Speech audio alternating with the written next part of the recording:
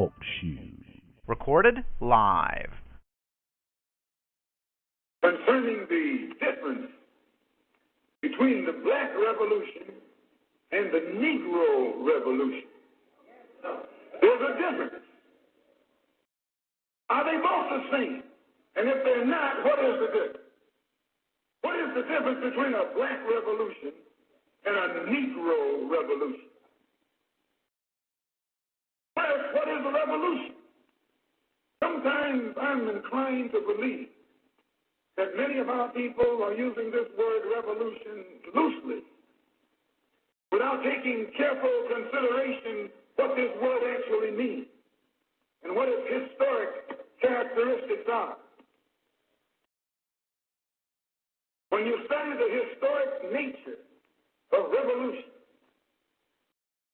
the motive of a revolution, the objective of a revolution, and the result of a revolution, and the methods used in a revolution, you may change words. You may devise another program. You may change your goal and you may change your mind.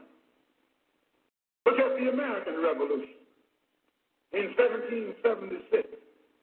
That revolution was for what? For land. How was it? Why did they want land? Independence. How was it carried out? Bloodshed. Number one, it was based on land. The basis of independence. And the only way they could get it was bloodshed. The French Revolution. What was it based on? The land rent against the landlord. What was it for? Land. How did they get it? Bloodshed. Was no love lost. Was no compromise. Was no negotiation. I'm telling you, you don't know what a revolution is. Because when you find out what it is, you'll get back in the alley. You'll get out of the way.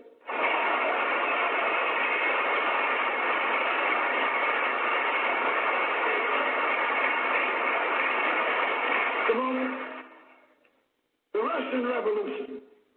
What was it based on? Land. The landless against the landlord. How did they bring it about? Bloodshed. You haven't got a revolution that doesn't involve bloodshed. And you're afraid to bleed. I saw if you're afraid to bleed. As long as the white man sent you to Korea, you bled. He sent you to Germany, you bled. He sent you to the South Pacific to fight the Japanese, you bled. You bleed for white people. But when it comes time to seeing your own churches being bombed and little black girls murdered, you haven't got no blood.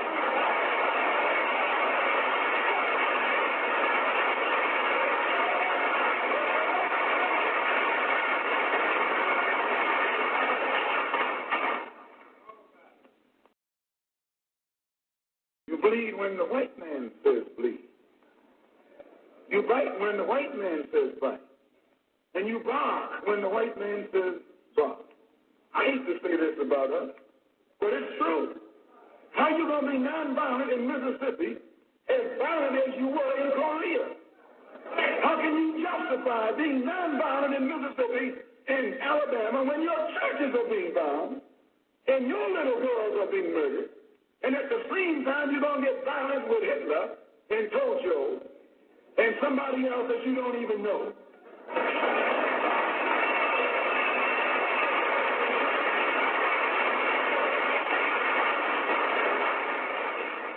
If violence is wrong in America, violence is wrong abroad. If it's wrong to be violent, defending black women and black children and black babies and black men, then it's wrong for America to draft us and make us violent abroad in defense of her.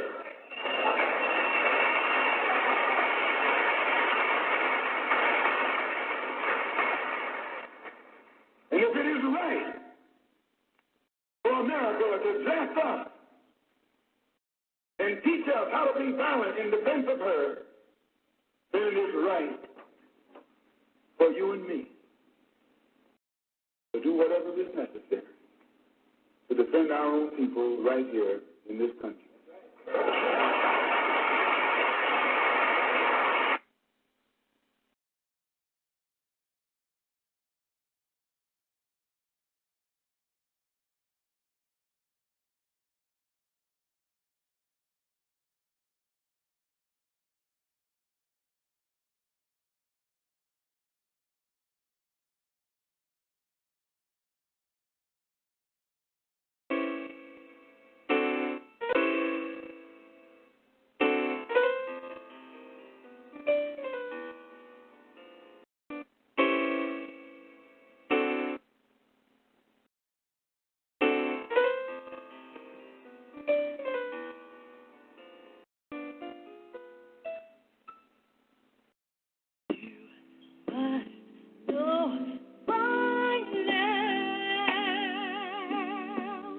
My love for you was real.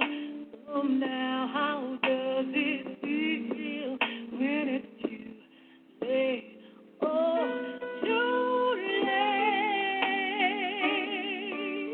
We all must own our choices, right or wrong. You may not regret sending me away. And I may live to see the day when you say, love, I did you wrong. Please pardon my confusion, my self-absorbed delusion, but no, I see you. There's nothing but the reason for my pain. I've heard the wise say, love blind can lead the heart astray, but I refuse to hear them on that day your soul came my way. Shit, I was Mary J. Wheel up down to give my life my all. You said jump, I did. Then you asked for back and watch me fall. Your last words to me, love don't live here anymore. Now you claim to see the light and want a love vine's core. But you see, that's all I'm blind to me now. I see who you are. You're the reason for my pain, while my heart's scarred. You may not regret sending me away. And I may live to see the day when you say, love, I did you wrong. Please pardon my confusion, my self-absorbed delusion, but no, I see you now. It's nothing but the reason for my pain. Ladies and gentlemen, welcome to my world. It's a world of struggle, pain, poverty. All in all, we're going to get ours. Why? We got to have it. Investors is all we got. Don't read the house without shades, this the matrix. If you're not a plug, you miss the script's secret. Feel my grind, my life, my pain. It's like every two-person you got a migraine. My rhymes are sweet dreams, not cooked cocaine. This shit numbs your pain, it leaves your brain. I speak it plain, my speech is trained. Exert the power ingrained in my brain to shake the game. It was never the same. Especially one of the cleverest of names. My greed is trained on mess with lanes. The best of dames allow me to bless they brains to stretch the game. Yo, them lying, they pain, they just refrain. Go rearrange in your brain, yo, check the weather and ensure that it rains. I'm heating the rain, holding the rain, blowing the rain. The king is changing this wisdom thing. Viral more. Why do they heed this rain? I guess the same reason that the seasons change. You know, life's a cycle with a need to change. Yo, man, is this thing recorded? I hear that? That sound real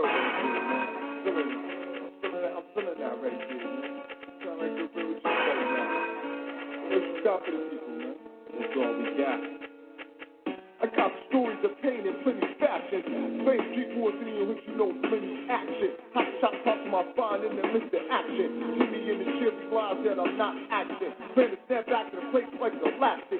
My lines are designed to be like hope. Every line of your mind make you think, damn, it feels like this life is mine. Cause you understand the pain in this life of mine. Say my life is trite, ain't no life of mine. You guaranteed to die, and that's it. No amount of time, and you can find suicide through cyanide mixed with turpentine, and my body is shaking. Hard for me to write this song, but I've been shaking off and keep fighting on.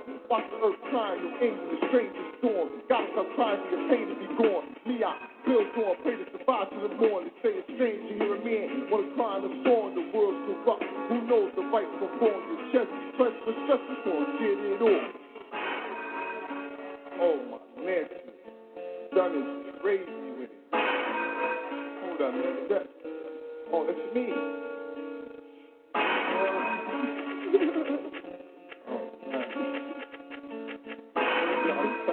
That's really a problem now. That's all we got. No matter what's your issue, this, that, official. Breathe easy over everything you've been through. In months in rehab, racking my mental fear out the window and watch the changes that Nathan I went through.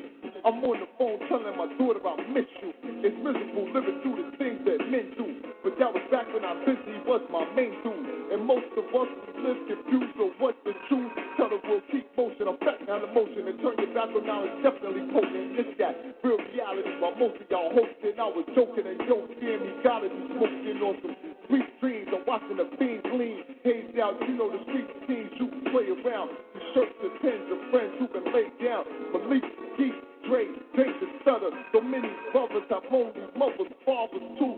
Things like bothering dudes. This that fast song, yo, this for the stand strong. And yo, your jams on, repeat this to the morn. Salute the new general, Gar. You know who it is. These warriors.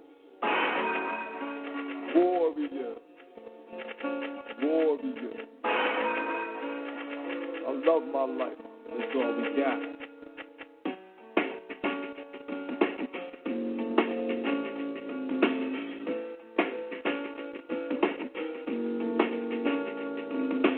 Brother asked last night what made me do it. I think I was probably at a Grizzlies game, and I was amazed by the number of us that stood up to that flag. And we all know that that flag has never represented us or our freedom. So at this time, like the Cracker would ask you to do, I'm going to ask you all to stand. Put your black power fist in the air. Just and if any of you want the lyrics to this song or want the song, I do have a CD back there, but if you want this song in particular, I will give it to you. Because as the brother said, this is something that we should have at our event to open up each event. Black Power event? Black Power! Oh, say, can you see presence oppressing me as they do for the night and let my people be mine, whose blood and my Lord represents all the scars inflicted upon the race. A great people this day. Now the time has come for the revolution, as we creep through the night and take over their lives. Oh, say does that red flag bring African flag wave? Black Power! Down their land.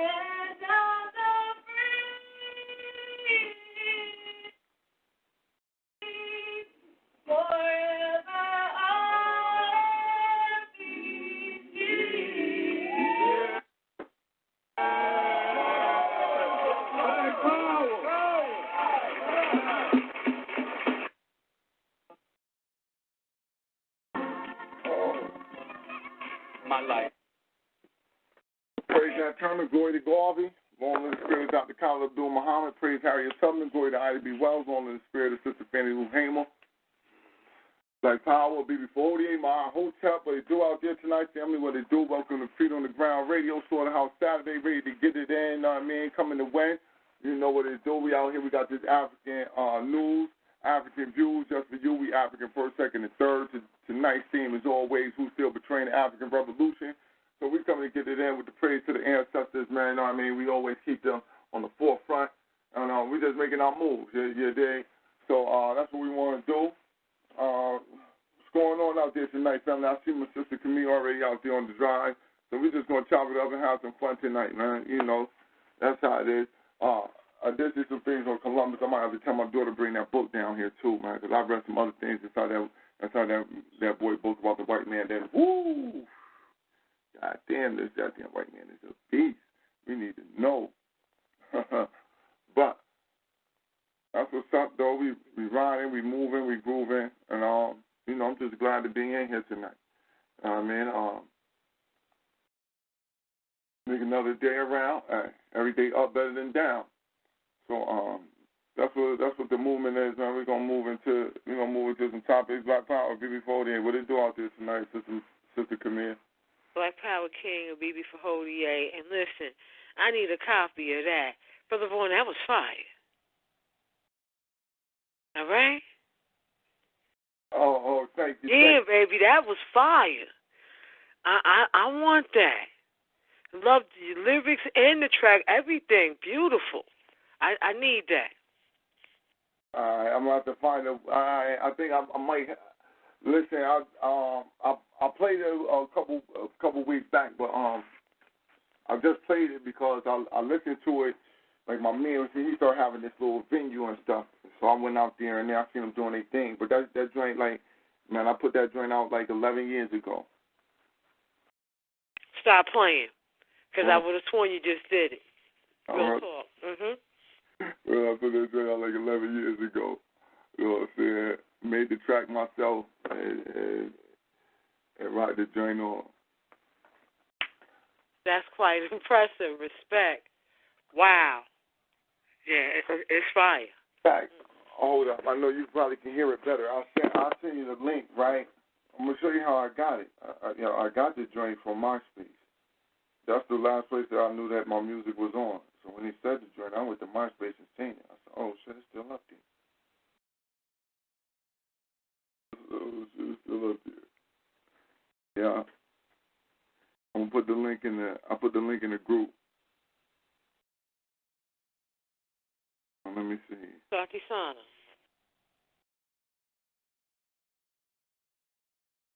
Boom.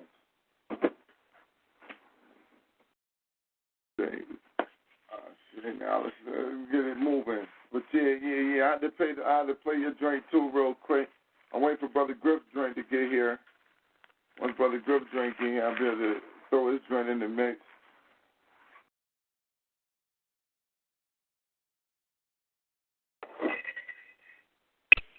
So how you feeling today? You know, it was a rainy day up here, but I'm feeling good. I don't got no complaints. You know what I mean? Hey, you know, things will get better, but I'm glad they ain't going worse.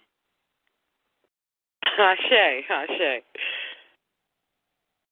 You know, that's how it is. That's what it is for today. Just saying. I've been looking at a lot of Senate hearings. That's what I've been doing, really. I'm looking at a lot of Senate hearings on this, or Clinton and these emails and all this stuff right here. This is some interesting. It's very interesting watching these white people attack each other. Very interesting. It makes for interesting TV. But this thing that he did,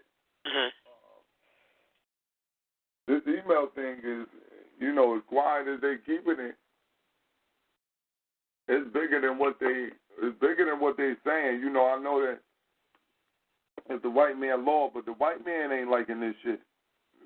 The white man is, it's him mad at this shit. We ain't got to worry might happen when they fighting amongst themselves over law. She did some scandalous shit. Yeah. You know, I gotta get, reabreast up on the shit. I fell off, but this been going on for a minute, you know what I'm saying? Because it had came out while she was still, I think, the secretary. It was right after she left office, but I think it was right before she bounced that the shit came out. It was right after. Right after? Okay. After she left. So, but that's been a minute, you know what I'm saying?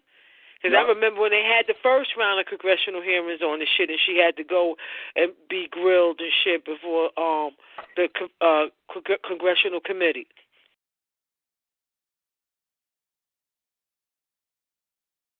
Yeah, the FBI doing unprecedented shit. They got the witnesses in there with Clinton while she testifying to the FBI.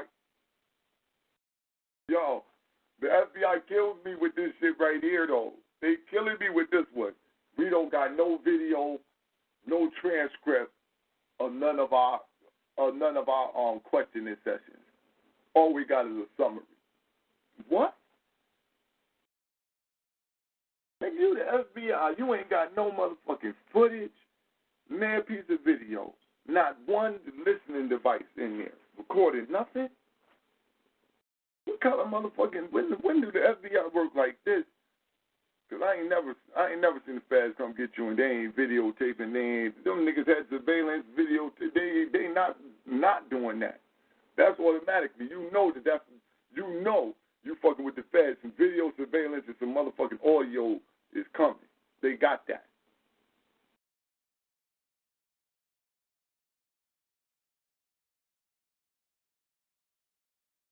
So I've just been watching that shit right there. Watching them go at the FBI directors. I've just been watching a lot of different sitting hearings. Just looking and seeing what the checking the temperature of the white man and his republic, seeing where he at.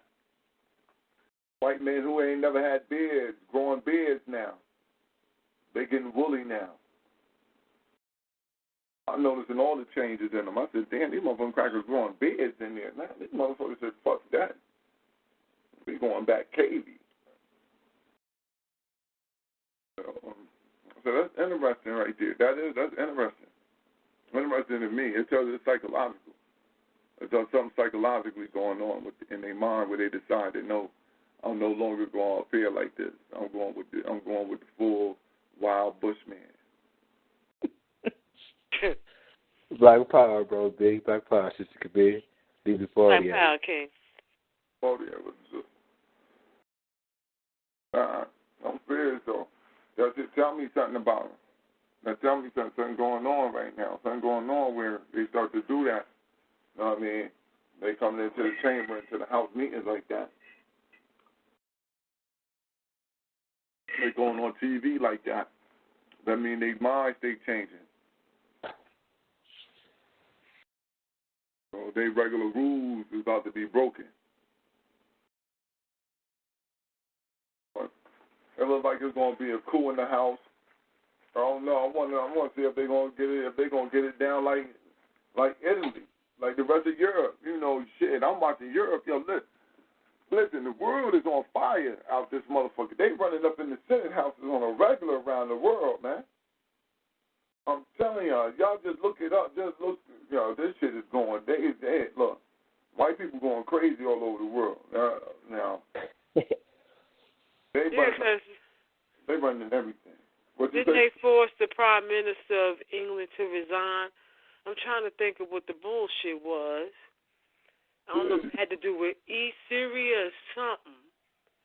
He was siding with Obama, and they went fool over there. You know what I'm saying? And England is, the mother of these motherfuckers here, and they normally ride out. But they went fool, and he had to resign. Yeah, so what was going fool over here? I just seen him shut down some shit. I just seen him shut some shit down. Where the fuck was that at? Where the fuck was that at? They just shut some shit down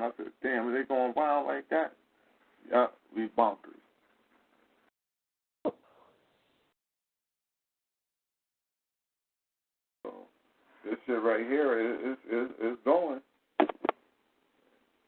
It's going. So y'all just, it's popping everywhere. It's popping everywhere like Jiffy popcorn. So black people just bunker down, head out the wind. Get your head out the wind, because they're going to fight each other. And they're going to fight you. So, you know what I'm saying? Be mindful that they're going to fight each other.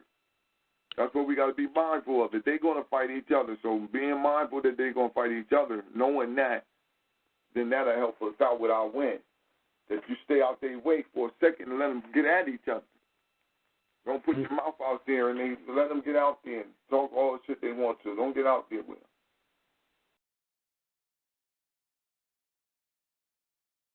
Okay, mind your business, in other words. Exactly, mind your business, man. Don't poke your nose in people's business. Let's not be like in the movies. We trying to say the cracker from themselves. Nah, let them go ahead. Yeah. Let them save yourself. Pro-union march. They got to... I'm saying that when they got a march over here, listen, man, they marching 10,000 deep. They going at it. In France, they going at it right now. United Kingdom, they going at it with the wild White Lives Matter.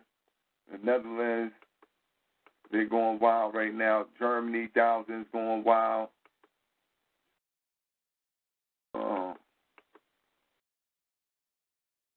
Moldova, they going wild.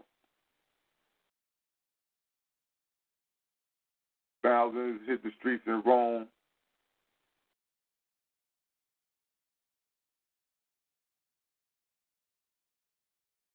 Listen, I'm telling you, it's all over.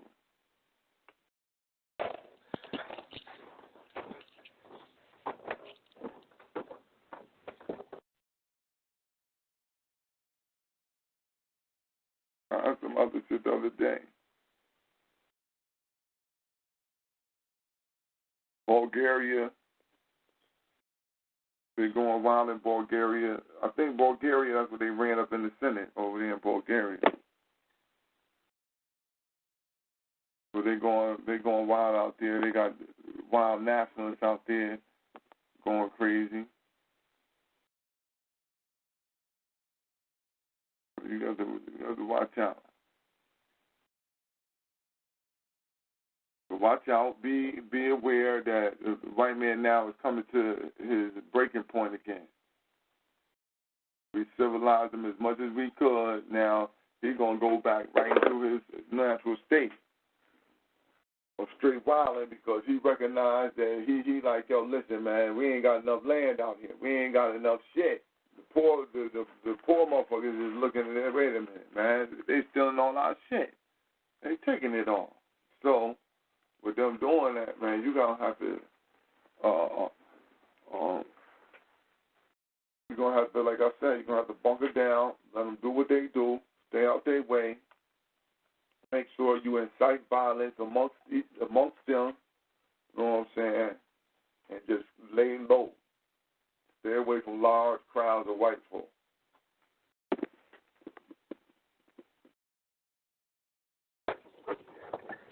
No, it's funny, bro. Baba Coakley was saying that shit too. He was saying that shit a long time ago and shit. That white on white crime about to come back and shit. Yeah, it's here.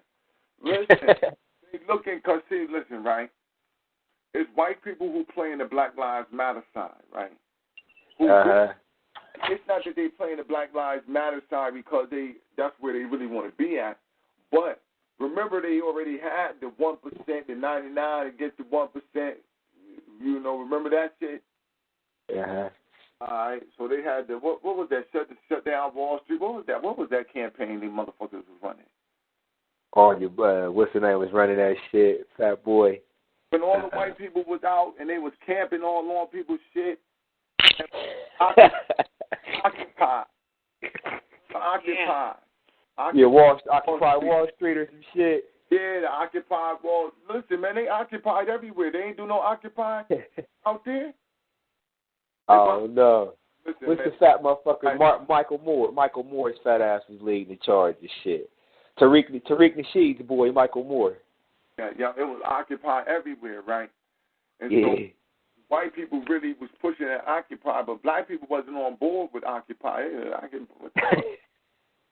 Occupy, we've been occupied. We ain't fucking occupying nothing. We ain't going out there to go sleep on motherfucker on the ground and shit. We're staying in our motherfucking public housing, whatever the fuck we got. We're staying our shit before we do that. Now the Black Lives Matter shit come across. Now they like, all right, listen, we already know black people know that the laws is fucked up. Let us champion the Black Lives Matter movement. If we champion that, we in with them, they gonna come in with our shit. We got our motherfucking mix now. Now we got some troops to fight with us against this motherfucking white complex that we got, because they got a double battlefront.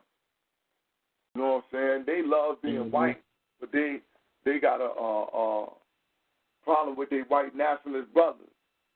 I don't know what for. I don't know. They traitors. I call any white person who link up with a black person a traitor to his white race. Feel me? You want to just, you feel like you want to do more for black people than white people, you're a traitor to your white race. I don't mind you doing it, but you're a traitor to your white race. You got to watch them. Anyone willing to give, any white person willing to give more to black people than white people, watch them. They're a traitor to their race. A race traitor can never be trusted. Feel me? So now, back to what I was saying. Now, so we got some white people though who don't like black people, period, and they don't like the government. Now, so you got two different sides. You got the white people who bleeding heart. They got the white guilt on them, so they feel like they need to coddle black people, and plus they need numbers to fight their cause. And then you got the staunch white cracker who don't like the government. And he don't like black people. He don't like nobody. And he don't like nobody except for white people. And he especially don't like white people who side with black people. So since he really hates them, he despises them the worst, because he knows that they race traitors. At any point in time, they can stop acting like they love black people, be back over there thinking like they love white people, and they might not never know. So the flip-floppers. Yeah, so they try to get rid of them quick. So they know that they can infiltrate. What day is it that you're gonna go back to the black people and tell them everything you heard? You feel me? Yeah. So that's why they don't trust race traitors. So we might have to take a hit from white people on that one right there. Yeah. That might be a good point. So, but Anyway, that's why I see that they got their little fractions fighting back and forth, and that's why that's why them white people is championing this Black Lives Matter shit. And then you get these white people out there talking about white lives matter. They give you the good breaking point. Now they can put their line up and say, all right, let's draw the line. Here it is. Here's the line right here. Line gonna be whether or not white life is more important than anybody else's life. Because, Black Lives Matter is just a slogan. But white lives matter, that motherfucker's an ideology. Trust me. So that shit been practiced already, getting practiced to this day, huh? Today, yeah. Black Lives Matter is a slogan. White Lives Matter is a motherfucking ideology. They living by this shit. Really? White Lives Matter only. So when you dealing with people who living like that, man, you got to accept things for what they are, not what they appear to be, and not what you just want them to be. Put no motherfucking blinders on. When you look at it in the reality context, that's when you can really fight these motherfuckers. You can't fight them while you still putting motherfucking flowers on it. Just think you put flowers up under your nose so you don't smell it. So you got a white motherfucker funding a Black Lives Matter movement, huh? Yeah. White people is champion. Listen, man, they more gung-ho on Black Lives Matter than black people. Is, get more. Listen, son, you can get more. I just came from one. You can get more white people. If you organize it right, you can get more white people that are Black Lives Matter motherfucking function than black people.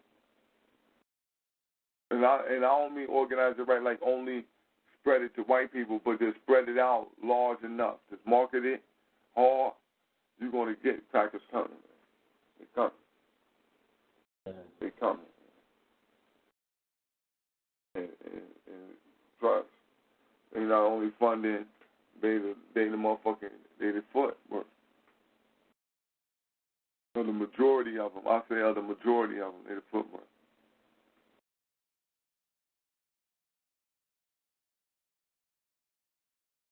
I told you they want to meet with us here. Yeah, I remember you said that shit. 4 checks. They want to meet with us.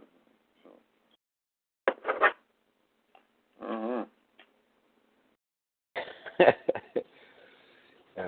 Shit. Yeah, right now we just moving.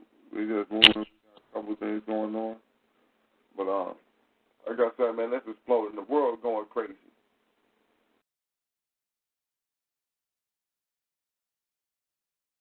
And that's just them just the European countries that I just hit.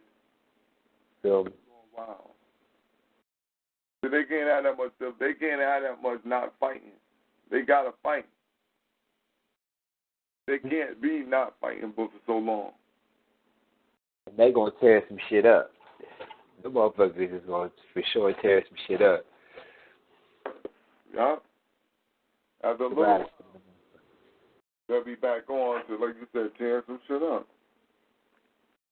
They can't help it. That's their MO. You know what I'm saying? That's their MO. To be wild. Like y'all was reading last week and shit, the motherfuckers got that bloodlust, that love for death and shit. So when they go buck nutty, nigga, it's gonna be some bodies. It's gonna be some motherfucking bodies. They ain't about to just burn those stores down and shit, nigga. There's gonna be some bodies with them.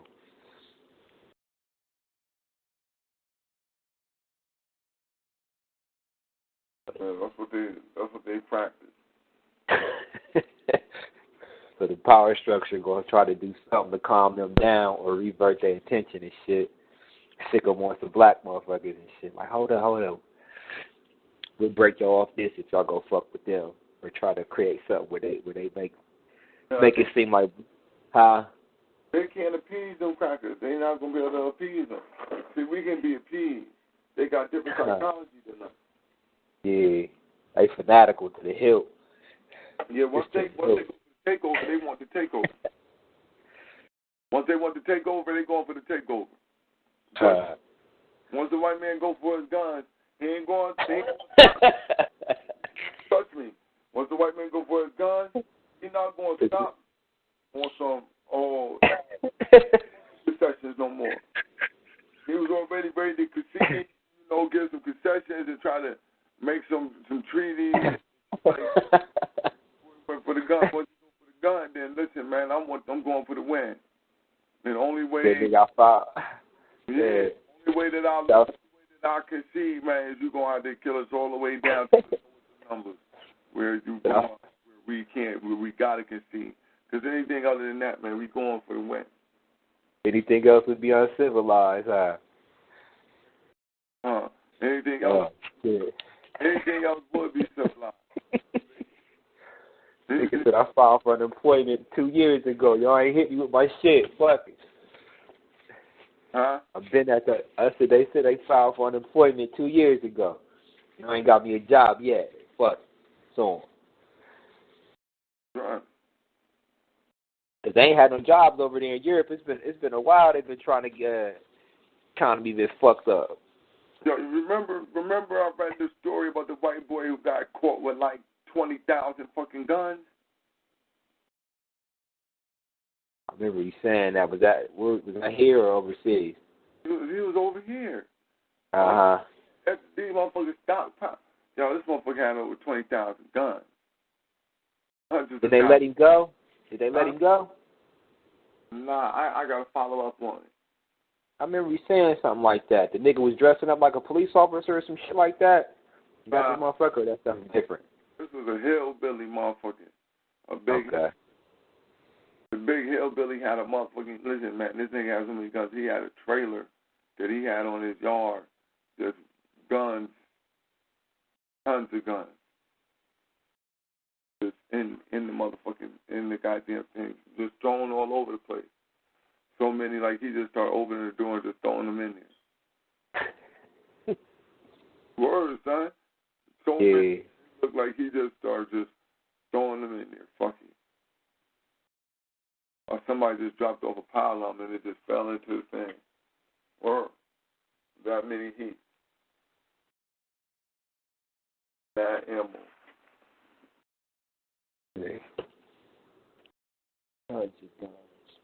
It's a war-minded that we dealing with.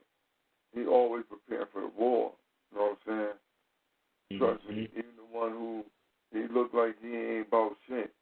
Motherfuckers prepared for war. Don't sleep on these motherfucking white boys. Catch them out there, you can knock one out. I ain't gonna tell you can't. I'm just saying, don't go out on your enemy like, yo, this ain't been a real hard motherfucking enemy to beat. Got a lot of tricks up his goddamn sleeves.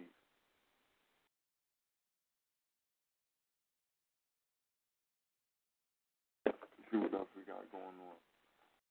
All right, pal, what it do out there though tonight, Sister Camille? Hold on. Maintaining King. You know, I didn't hear about this. A youngin asked me, and I really didn't know. Did you hear anything about Putin talking about hitting this side, this country up with bombs or some shit?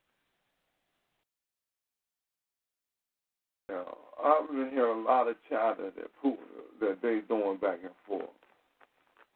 There's been a lot of chatter. I have heard that they putting themselves ready to shoot some strikes over here. Not whether I don't know the exact location, so I can't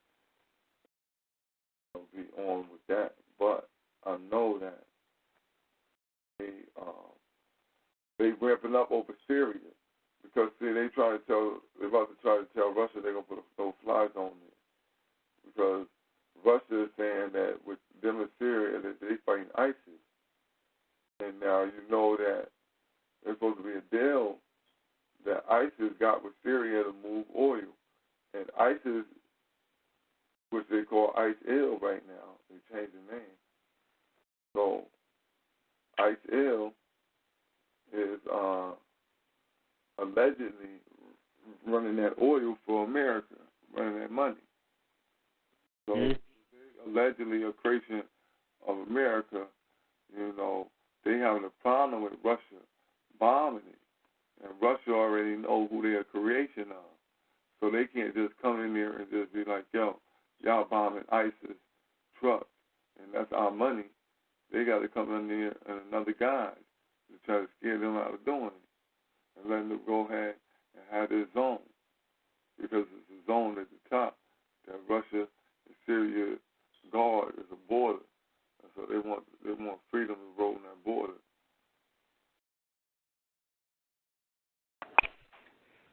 Thank you for breaking that down. I have to get into that. You know, I was not aware of that. Yeah.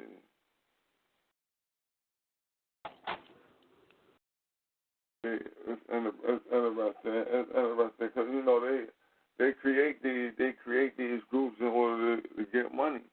It's all to get money. It's all about getting rich. Get rich, subjugate. Get rich, subjugate.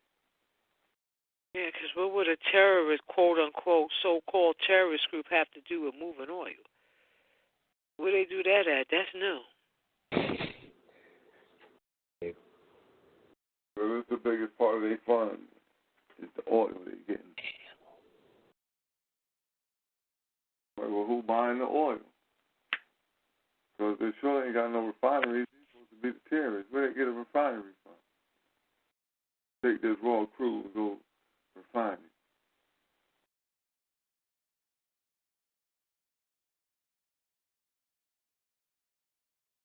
You know, something's up. You could tell.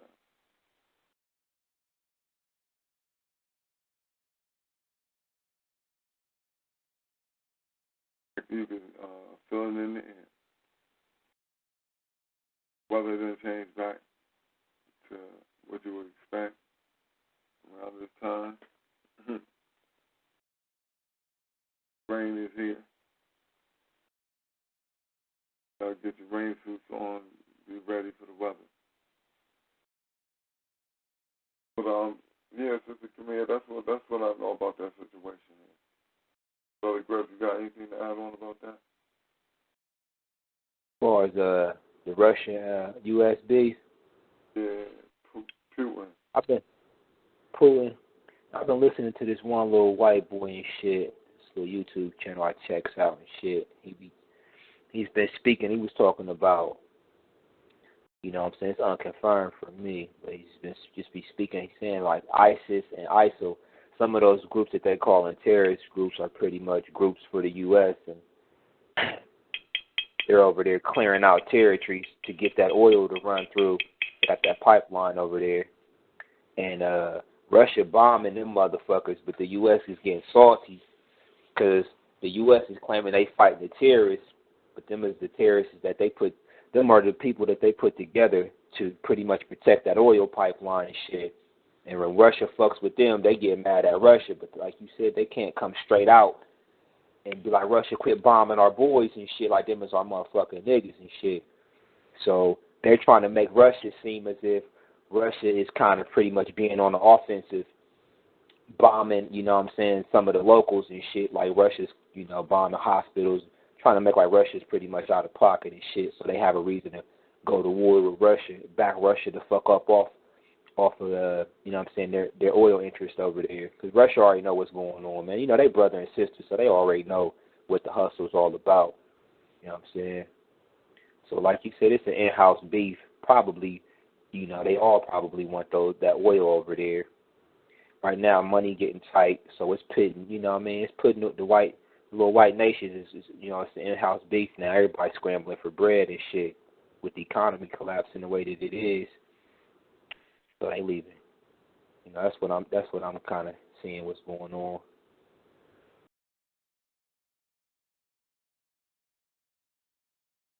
Yeah, I'm definitely going to have to get into it.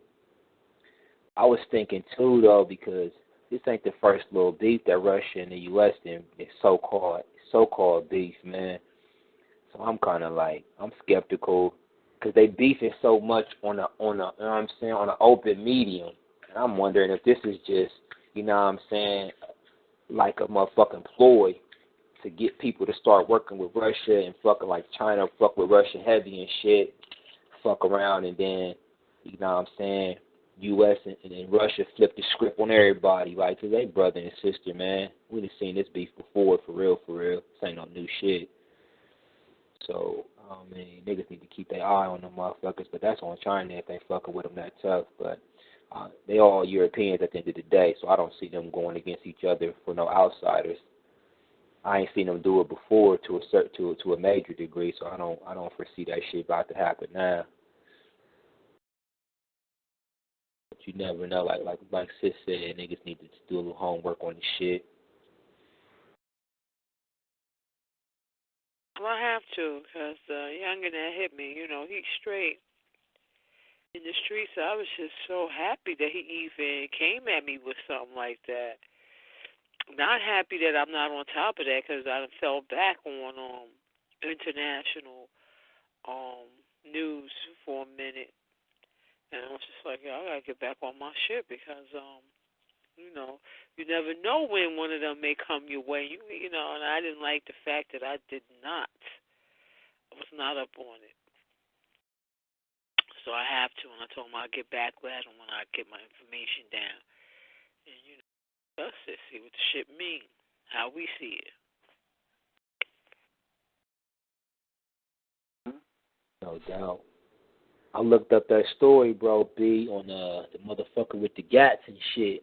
He had over 10,000 gats and 500 chainsaws. Motherfucker's name was Brent Nicholson and shit out of South Carolina. But this is the guy you was talking about. And this story dropped in 2015, October 2015, October 27th. I was wrong. I apologize. Corrected. I'm staying corrected. 10,000 guns, not 20,000. But go ahead with the story, brother Griff. Yeah. Man arrested after being found with a massive stockpile of 10,000 guns, 500 chainsaws.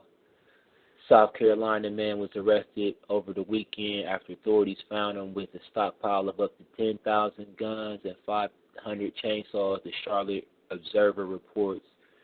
None of us have ever seen anything anywhere close to this, Chesterfield County Sheriff Jay Brooks told local news station. On Friday, authorities went to the home of Brent Nicholson, 51 years old, to serve him a subpoena on suspicion of opium and heroin trafficking, the New York Daily News reports. The next day, nearly 100 police officers raided Nicholson's home outside of a small town of Pageland, South Carolina. Authorities seized an estimated 7,000 to 10,000 guns, along with more than 5,000 chainsaws, hunting crossbows, ammunition, taxidermed deer from multiple locations, according to the Observer. Chesterfield County Sheriff Captain Daniel Scott told CNN the value of all items seized could come close to $1 million. There were so many guns we quit counting after a while, Brooks told the Observer.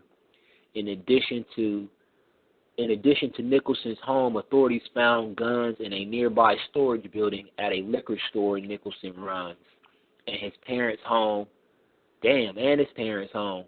Brooks said, according to the Observer. Brooks also told WBTV that no one from the police department had ever seen anything anywhere close to this, and the findings should help solve a larger number of break-ins. According to the Observer, the arsenal was so massive that on Saturday authorities filled 4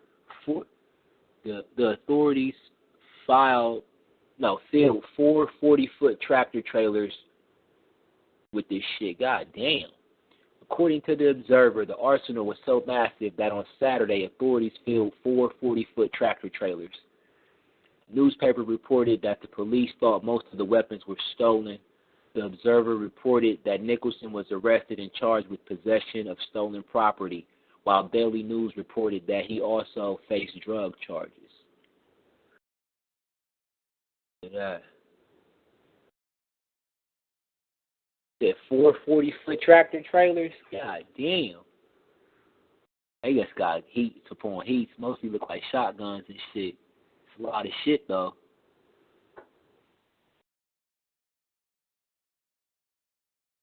So you had a gang of guns. They said all them shits was stolen, and they charged him with what? Let me see this shit. He got charged with... That'd be that bullshit, man. They charged this nigga with... And charged with possession of stolen property. Now, how you get caught with all that heat, and this is the only charge that you get hit with? Arrested and charged with... See, this is how racism play a nigga. This nigga only got charged with possession of stolen property, and they said, well, he faces some drug charges. But with all them guns, they could have hit that nigga with some shit that you wouldn't even, you know what I'm saying? You wouldn't even think about getting out. And plus, if he got all these fucking heats, nigga, he got to have a whole ring of motherfuckers that's fucking with him for him to be able to accumulate that type of fucking firepower. Right? Every time a pawn shot gets hit, he must be getting it. And look how they did OJ. You feel me? For stealing his shit back, not even guns. Gonna give him life, damn near. He did. This nigga's running the whole operation, like. You know, I forgot to share with the family.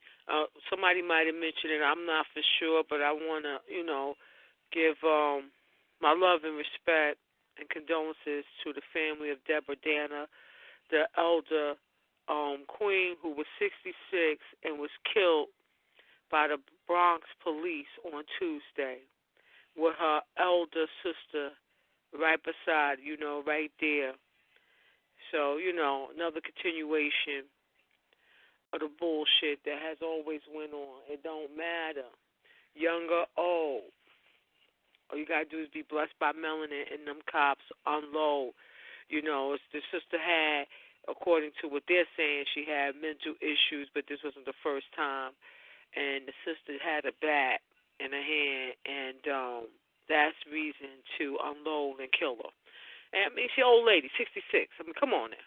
Really? Damn. What's her name again, sis? Deborah what? Deborah Dana. Well, that's some crazy shit. I have recorded the damn bullshit press conference because it was breaking news type shit, and I was going to share it on Facebook, but I wanted to chop it up because it was so ridiculous how the racist mayor, and I'm saying it like that because that's what he is, regardless if he has a black woman as his wife and, has had children with. He's straight racist. He comes on there with the like I care kind of tone, and this should have never happened. But there's no calls for and this was a police sergeant, so he wasn't even new to the game. No calls for having him arrested for murder. It's a murder. But it's never approached that way because clearly it's an unsanctioned, let me say, it's an unspoken sanction against us, all right? We have never been citizens, and it has to be legal to kill. Well, has to be. It is legal to murder us. It is legal for this government's local military, known as the police, to murder us in the street, unarmed citizens, whether you have a bat, which cannot be, an old lady with a bat. Come on. You can't disarm an old lady with a bat. She got to be shot, killed, murdered. Really? So, it's sanctioned. It's always been sanctioned. And hopefully we'll get to the point where we, see it for what it is and act accordingly. But, I'm ashamed, again, to be, to reside in the state of New York.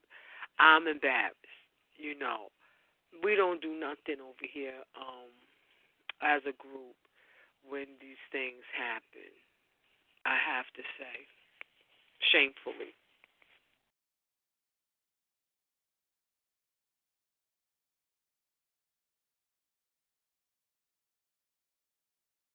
Motherfucker she had a bat. What about that? Man. That's what they claim, Yeah, we don't the know. sister saying at the time that it happened, she didn't have anything in her hand. No, they couldn't use a taser, nothing. Really? So what does the no good racist mayor do with his new commissioner? They just place him on modified duty.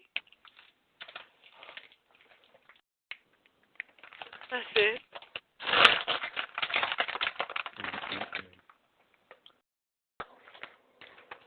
In this country, it's legal to murder a black person, especially if you are police. If you're motherfucking 5-0 filthy pigs, you can do that and won't nothing happen. You will get paid, and in fact, you get trips to the Caribbean. You will get donations of hundreds of thousands of dollars. It's the white cracker beast lotto.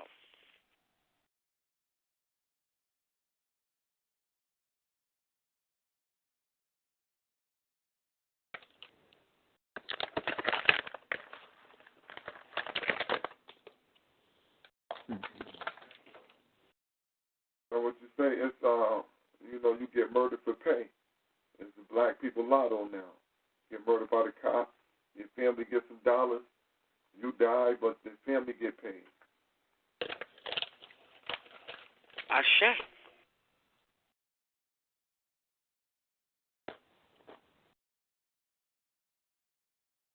That ain't nothing that I'm making up. I seen that. That was in a newspaper report. They was calling it that.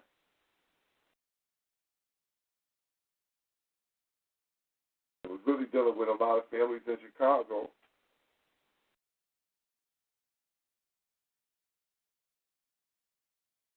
That was how many kids murdered, and then they would end up getting paid after that. So it's a wild situation that we got going on, and it definitely don't stop. Now, when was that? When did that happen again, sister? Tuesday. Tuesday. I want to apologize to the family because I did not bring it up. I definitely was remiss on that. No, I didn't see no news reports on it. That's what I'm saying. Like, listen. I'll share the video that I recorded that day. I'll throw it in the hangout. In fact. I didn't watch it. I didn't see it at all. I didn't see it on no news report though. Like right here in my local stuff. Like it was in New York. Was that in the Bronx? Yeah. All right. I think I did see something about that. Yeah, but they not running it. You know what I mean? Like it should be. You know what I'm saying? Hell no, they ain't. Nah, they're not doing it like that. You know? And what's crazy, I don't recall either of the so-called presidential candidates speaking on the issue, considering one lives in New York, has been here for some time, made his big money. Another one comes here, runs for Senate. Your no good husband got a big office on 135th.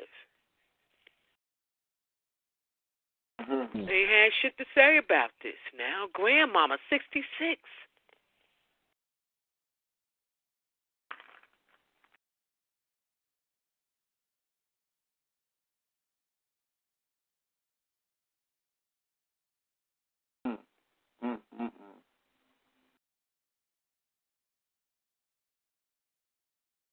We're back. Mm-hmm. How many shots? I don't even know, King. I don't know that yet. You know they ain't gonna throw that, bro, B. They ain't gonna throw that out there.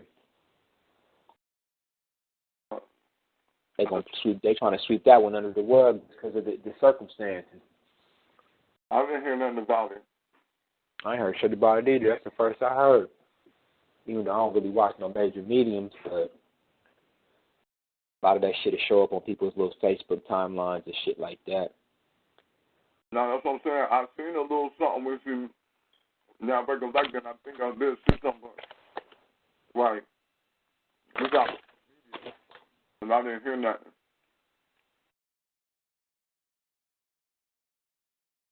People not talking about it like it happened.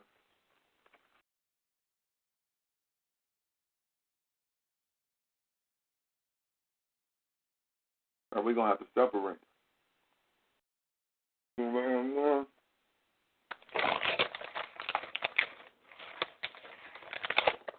They killing the old queens too. They like, fuck it. We taking young, old, male, female. We don't give a fuck.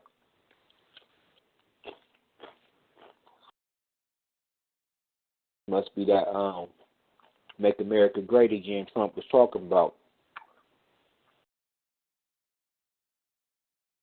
Might be that black super predators that Clinton was talking about. No doubt. You gotta check this shit out. What? What's that? Check this shit out. I thought I heard somebody say check this shit out. Yeah, I said we gotta check the story out and shit. See which one it is. It should sound like they might both be talking about the same agenda. We're just using different code words and shit. Why wouldn't they be? You feel me? Why wouldn't they be talking about? You know what's funny? Man, my daughter called me today, man. She's 8 years old. She's the one with my daughter's mother trying to keep me from seeing her and whatnot, but she called me today. She's like, Daddy, you want me to read my school newspaper to you? She hasn't been calling me for a while. I hadn't talked to her, just recently she started calling me again. I haven't seen her since like June.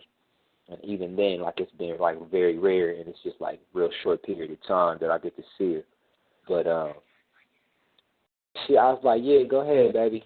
And she started reading it to me, and she's like, it's like, don't vote for Donald Trump because he's a sexist and he's not good he's just not good for America. But vote for Hillary Clinton because Hillary Clinton, she's not the best, but she's better than Trump. She's for the people. And I'm like, you know what I'm saying? This is in that little newspaper. This is in that little school newspaper, man. So I'm like, what part of the game is this? So I was like, babe, I'm like, how you know that Hillary is better than? She's like, how you know? I said, how you know Hillary is better than Donald Trump? She was like, because Donald Trump is a bad man and he's a sexist. I know my daughter don't even know really what that is, but somebody then gave her some type of ideology behind the term. And I said, neither one of them care about Africans or care about black people, so we should be voting for neither one. She's like, yeah, but we really don't want Trump in there because Trump's just bad for America and shit. I'm like, damn, they working on the baby's heads like in elementary school. And I was like, I was like, yeah, but neither one of them is for black people, so you shouldn't vote at all. She's like, well, if we don't vote, how will we get a new president?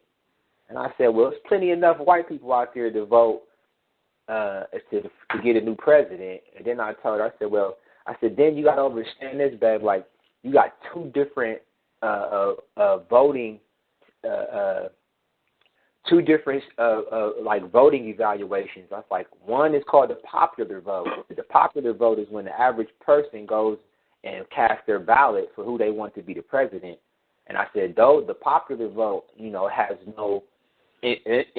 no impact on who becomes the president. I said, then you got the electoral vote in the electoral college. I said, those are the votes that actually supposedly elect the president. I was like, so the actual vote that the people do doesn't even really make a difference. So if you don't have the candidate in there that you want, then you shouldn't vote at all. She was like, yeah, okay. Well, we still don't want Trump in there. I was like, all right, man. But, yeah, they working on the babies, man. I said, this is some shit. Talk about he. Huh? Trump in there. Hillary ain't as good as what we need, but anything beat a Trump. She said Trump is sexist. And I'm like, what the fuck? I know she really don't have no real serious understanding of what that means. So I'm thinking, like, where the fuck? You feel me? I'm like, where the fuck she hear this shit at? Yeah. The school working on them hard. Trump is sexist. Man. You don't know what the hell that is. Not saying that he not. You feel me? And how you know Hillary ain't? You know what I'm saying? Without doubt that your 8-year-old will really be able to explain that to me in proper context. I don't know. I ain't saying that she ain't smarter than a 5th grader. If she do it, it's because somebody gave it to her in a context in which the shit might kind of, connect the dots. Personally, I know she doesn't understand that type of term. You know what I'm saying? So I know somebody had to give it to her. And she might regurgitate it, but to actually have a, philosophical, understanding of it. Yeah, no, no, I agree. Yeah. I agree that she don't understand what she's saying. Nah. I agree she don't, you know what I mean? That she's smart as hell, too, but that ain't the type of smart that, like, my daughter ain't, you know what I'm saying? She's smart on more of a common sense type of shit. Like, that shit, at that age, that's just... So she shouldn't have an understanding of what a sexist is unless you psychotherapist or something, and that's what you do, and you always talking about shit like that. Yeah. And even still, you wouldn't really be able to, you know what I'm saying, articulate that shit in a manner in which you understood exactly. You would be just regurgitating some shit because you're just not old enough to understand those types of terms and shit. You know what I'm saying? It's like somebody telling them about poverty. You know what I'm saying? It's like, yeah, poverty just means you really poor. You know what I'm saying? Unless you live in that shit to the point, because, you know, a lot of times we was growing up, niggas we would be poor, we really wouldn't know because we just having fun kicking. It wouldn't be till we get a little older and shit, and you start having these desires for certain types of material things and shit. You know what I'm saying? You be like, God damn. Because you young, you know, you can convince a youngster like, nah, this all we fucking need. You know what I'm saying? Motherfucker be like, you ain't ever heard from the basketball players like, man, I got a little older. I didn't even know I was poor until I was like 12 and shit. You know what I'm saying? It could be like, we was just lighting candles. We thought we was, you know what I'm saying, praying and shit. We ain't had no motherfucking lights. Okay. So certain shit you just don't understand until you get to a certain level of development. Then the shit start kicking in like, what the fuck? Nigga eating rice, you know, you eating rice and shit every night. You thinking like, nigga, rice must be plentiful around these motherfucking parts. Not knowing that motherfucker just didn't have the funds to really buy too much else. Nigga was full when he went to sleep. Shit was cool. You know what I'm saying? Shit. Rice fill you up. Niggas was full. You feel me? And nigga be like, I used to put sugar on my shit. Some sugar with some milk. My shit was the bomb.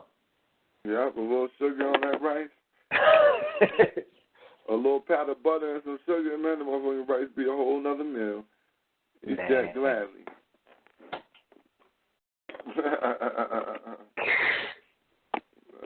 I understand what you're saying, though. No doubt. Yeah, they working on the babies fast and shit. Yeah, that's wild right there, though, that your daughter would tell you that. But I would expect that. You feel me? Yeah, I expect that. I thought she just about to go into like school activities or some shit. She went straight into the goddamn debate on the nigga. I'm like, what? Mm-hmm. I'm like, I'm thinking she about to start talking about maybe Halloween or some shit. You know what I'm saying? She like, nah, it's going down with Trump and Hillary, Pops. I'm like, for real? It is? You ain't know? She like, fuck Halloween.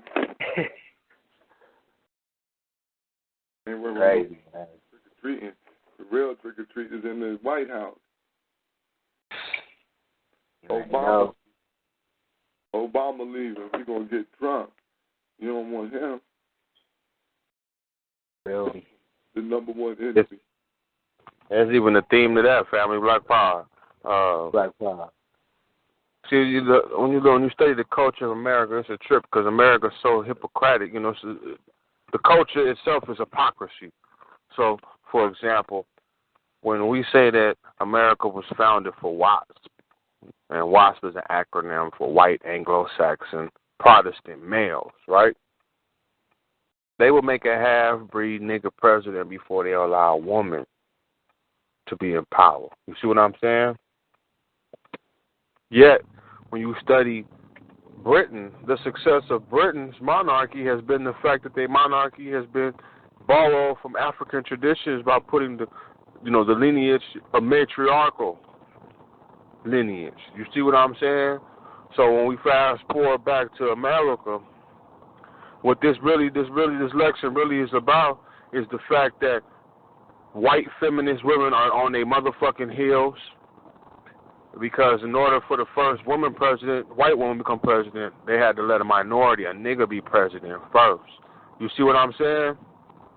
So that's what this whole thing, like, shit, Obama made it for sure, Hillary got it. You know what I mean? If they're going to let the nigga you see what I'm saying? That's really what it's all about, man. If a nigga get to be the president, black people do too. Damn, what happened? It's more or less so, exactly. It's more or less so, okay. They paved the way for the nigga to become president to later set up her being able to put in office. You see what I'm saying? Because it's still a male-dominated society. You see what I'm saying? Look at the you know, I ain't watching the whole debates, but look what she's attacking when it comes to him. You see what I'm saying? His credibility, mainly she making it a women type of situation or a women issue. You see what I'm saying? So, yeah, that's what it's all about. So they're going to go get the most dummiest white boy for her to win, Trump. The one who can act the part with no problem. Because he's an actor. Feel me? Now imagine if Ross Perot or one of the other stronghold Republican crackers was running for office, nigga. She wouldn't even made it past the preliminaries. You feel me? We would be seeing Bernie Sanders in that spot. You see what I'm saying? Yeah, if it was what you call a strong Republican, yeah. If it was what you call a strong Republican, they would. Right. Another thing I'm telling you that what's going on right now, too, is we're seeing the merging of politics and reality TV. God damn it, this damn near reality TV election. With Donald Trump getting this far, huh? It is. I'm saying this shit is all TV. They brought in the entertainer. She said it. It was a Freudian slip the other night in the debate. You know what I'm saying? But it is. It's about they got him on video. Listen, they can pull up all these videos of him, but not none of these news stations, even the ones that are supposed to be pro-Democrat, none of them pulls up the video of him. What show? I can't remember the show, but him in the 80s on the show, maybe Phil Donahue or something, talking about how if he ever ran for president, he'll run as a Republican because they're so stupid and they'll vote for anybody. So now, why wouldn't you run that? If y'all really, you really want to, you know what I'm saying? You'll run that if you really want to get at his base. They don't run that. They talk about the shit that everybody gonna say, man, that's bullshit. Don't nobody want to hear about that. But it's sensational. You know, it's about the women. He said he said he was gonna grab her in the pussy. When he seen it. What? Come on, what the fuck that got to do with it? Listen, man, he's a stat. Like when you start talking about, well, this is about policy. What the fuck grabbing somebody in the pussy? What that got to do with it? Because you got to use white people rules then. Let's use white people rules. Did he grab her? No. Okay. So now, because he said it, your husband was in the office getting head, and you talking about he can't just say that? What kind of double standard is going on here?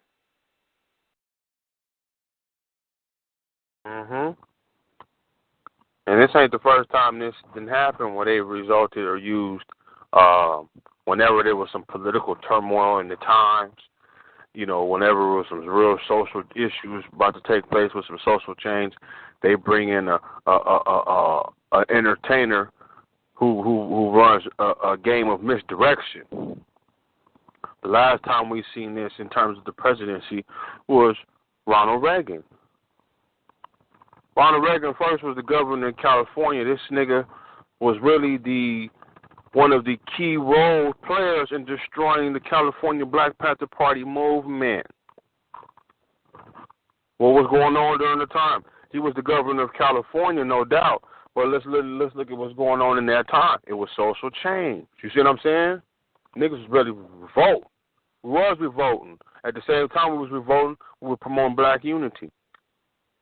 See what I'm saying? Now, he was successful in that campaign, so what they do? They used him to open up the doors to bring the cocaine in. You see what I'm saying? First, he flooded the streets of California as being governor and changed the whole political nature within his, what he got 2 terms as president. The Reagan era, Reaganomics. You see what I'm saying? And hit the whole country with crack. Within 15 to 20 year political campaign in America, started off one with the downtrodden destruction of the Black Panther Party, and then creating a whole new culture, what we know as the crack era. You see what I'm saying? Now we would have witnessed the same shit take place with Arnold Schwarzenegger. But see, the only thing that fucked up Schwarzenegger, that nigga become president, but his parents weren't born here. You see what I'm saying? But he played a key role in changing the culture of California politics as, you know, the Terminator being the governor. So, you know, we shouldn't be surprised, man. Not at all should we be surprised. This is a practice ritual. And, you know, you're saying that about the women. That's why I see, you know, Hillary Clinton coming in is just a continuation of that matriarchal system. You know, just want to put her in place. But they wanted to put her in place, huh? You know, they look like they might be related, you know, as usual. She might be a daughter of the queen somewhere down the line. You know what I mean? But that's the thing about relinking each other back together. They want to relink and make sure that the ties is bound together with America and that European bloc.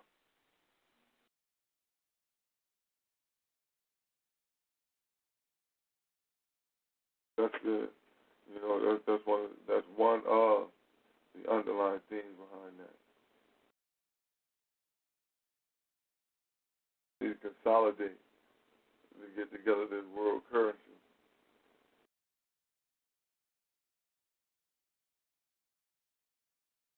Well, it sounds like this, right? Look at it like this. America has to promote this international image that the cultural growth here, and they have to still promote this lie that America is the land of opportunity, right? Just take this into consideration. This is a hypothetical question for both, you know, both y'all. I only hear y'all two on the line, probably more family on the line, but as family jumps in, just listen to this right quick. Just keep this scenario out, right? What type of image would America portray to the world in the next 2 years? Looking back, if they were to put a woman on the presidency, meaning first they had a black president, now they got a woman president, what kind of image or what would that say internationally about the politics of America if you didn't live in America? That everything is equal opportunity for all people. Mm-hmm. And I was just expressing this to someone they're not from here. They from believe in the UK. And, you know, they were saying, well, you know, y'all have a black president. And he was kind of getting upset with me because he didn't like the fact I was talking about Obama. I had to break it down. I'm like, no, that Obama is the puppet. I believe to say to the world, hey, we changed. But I had to tell him, I said, man, we still segregated out here.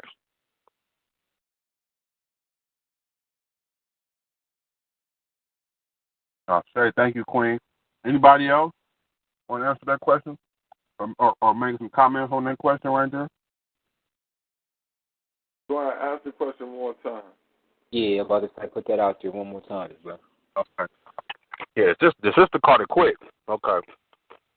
What type of image would America be conveying or portraying if you were to examine, you know, a black man being in office for 8 years, and then let's look 2 years ahead. Let's say Hillary does become president, right? What type of image would that portray to the international world if you didn't live in America? What would you think about America? I think it'd give off a twofold image. One, an image that black people making progress, and two, an image to the whites that motherfuckers is losing control. Like, y'all losing control of y'all's niggers over there. Y'all let a nigga get up in there. So I think it you know what I'm saying, it sends an image of black empowerment and you know what I'm saying, whites losing, you know, whites somehow, you know what I'm saying, regressing with power and shit. So you gonna piss the motherfuckers off on one hand, and then you gonna make it look like you empowering, helping motherfuckers on the other hand. Okay, Brother McRaw, let me ask you something, because I was thinking in terms of, when you doing business with other countries. I mean, what country was that that they stopped the transporting, Africans because of something political, for some type of political help. And I can't remember, was it England? Or maybe they told another country that, hey, we're not gonna help you in this war or something unless you stop transporting. I can't remember what country it was. I know right now in Uganda and some parts in East Africa, the United Nations is stepping in, and America has said that if y'all don't accept our ideas on homosexuality, we're gonna cut aid off to y'all. So that's one thing that's going on right now. It's not new. Whenever America wants to convey or portray or mandate some type of control or power, the first thing they do is they Europeanize some niggas, and then they come in and use them as puppets to say, hey man, y'all want me getting this and getting that if y'all don't accept this. You see what I'm saying? So that's one of the things that's going on right now. But that's it's a good political trick. If on one hand you still got niggas, police murdering niggas, women still getting raped out here, but you want to convey to the world that it's progress in America for minorities and women. But it's just not the case when they get over here. You see what I'm saying? Mm-hmm. That's how politics is. They can use it, you know what I'm saying? Yeah, I feel that, yup. As they secret weapon. Mm-hmm. When you try to call them out on their bullshit, well, we have a black president now. Right. See, so I'm like, we still segregated. You know what I'm saying? Which I'm not tripping on that, but I mean, shit. Niggas still trying to move into their neighborhood, and then what happens? White people leave out. It's been going on a long time. mm-hmm. And see what it does do as well, it makes us come off as being politically hypocritical. Oh, nigga, how you gonna be sitting here talking, this nigga's anti-American, but he got a black president. So what motherfuckers do is they tune that shit out. Oh, you just, black people still complaining even though they got a black president. You know what I'm saying? That's what I'm saying. I had to, tell it to that gentleman. You know what I'm saying? I was on Facebook typing, so I had to type it up. But that's what I was trying to say. Like, man, you can't believe what you see on TV. I said, don't believe, what you see out here. The propaganda. Mm-hmm. You did the right thing letting him know. I said the Electoral College is the one who elected President Obama. We did. The people did. And the people are not going to elect Trump or Hillary. I mean, they're going to make it appear that you are. But I can't. I was listening to the brother earlier when you were saying that you was talking to some people about that, about them choosing, Hillary because Trump is bad, and that's just I don't know. I'm shaking my head on that all the time, So that means you're not even really. You're being forced into a choice. You're not even picking somebody that you feel like is the best.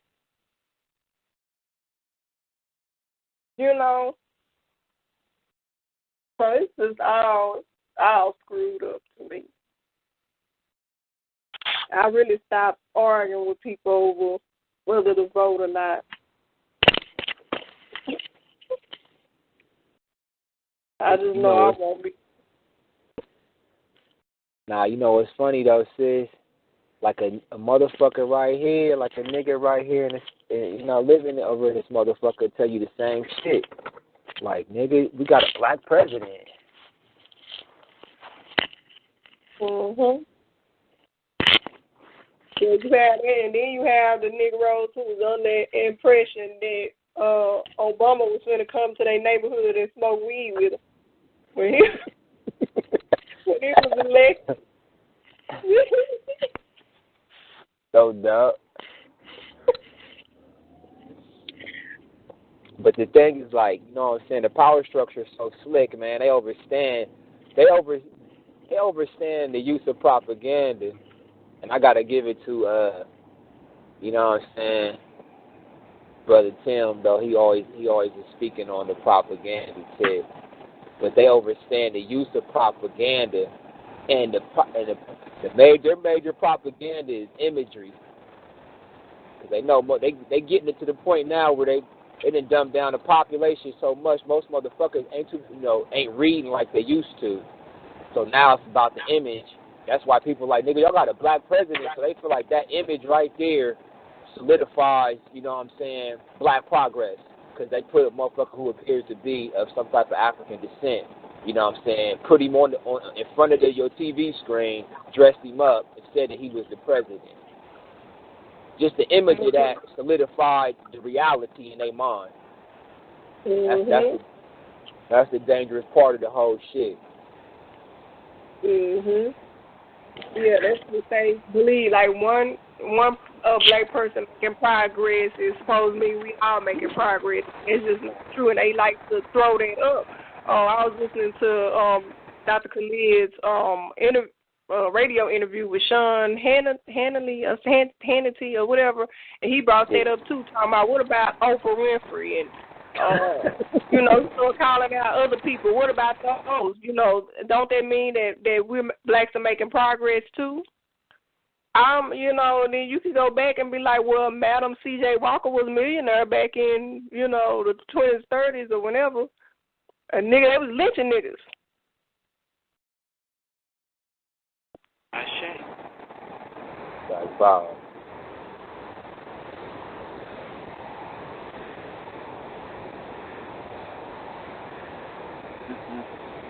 So, y'all know make this.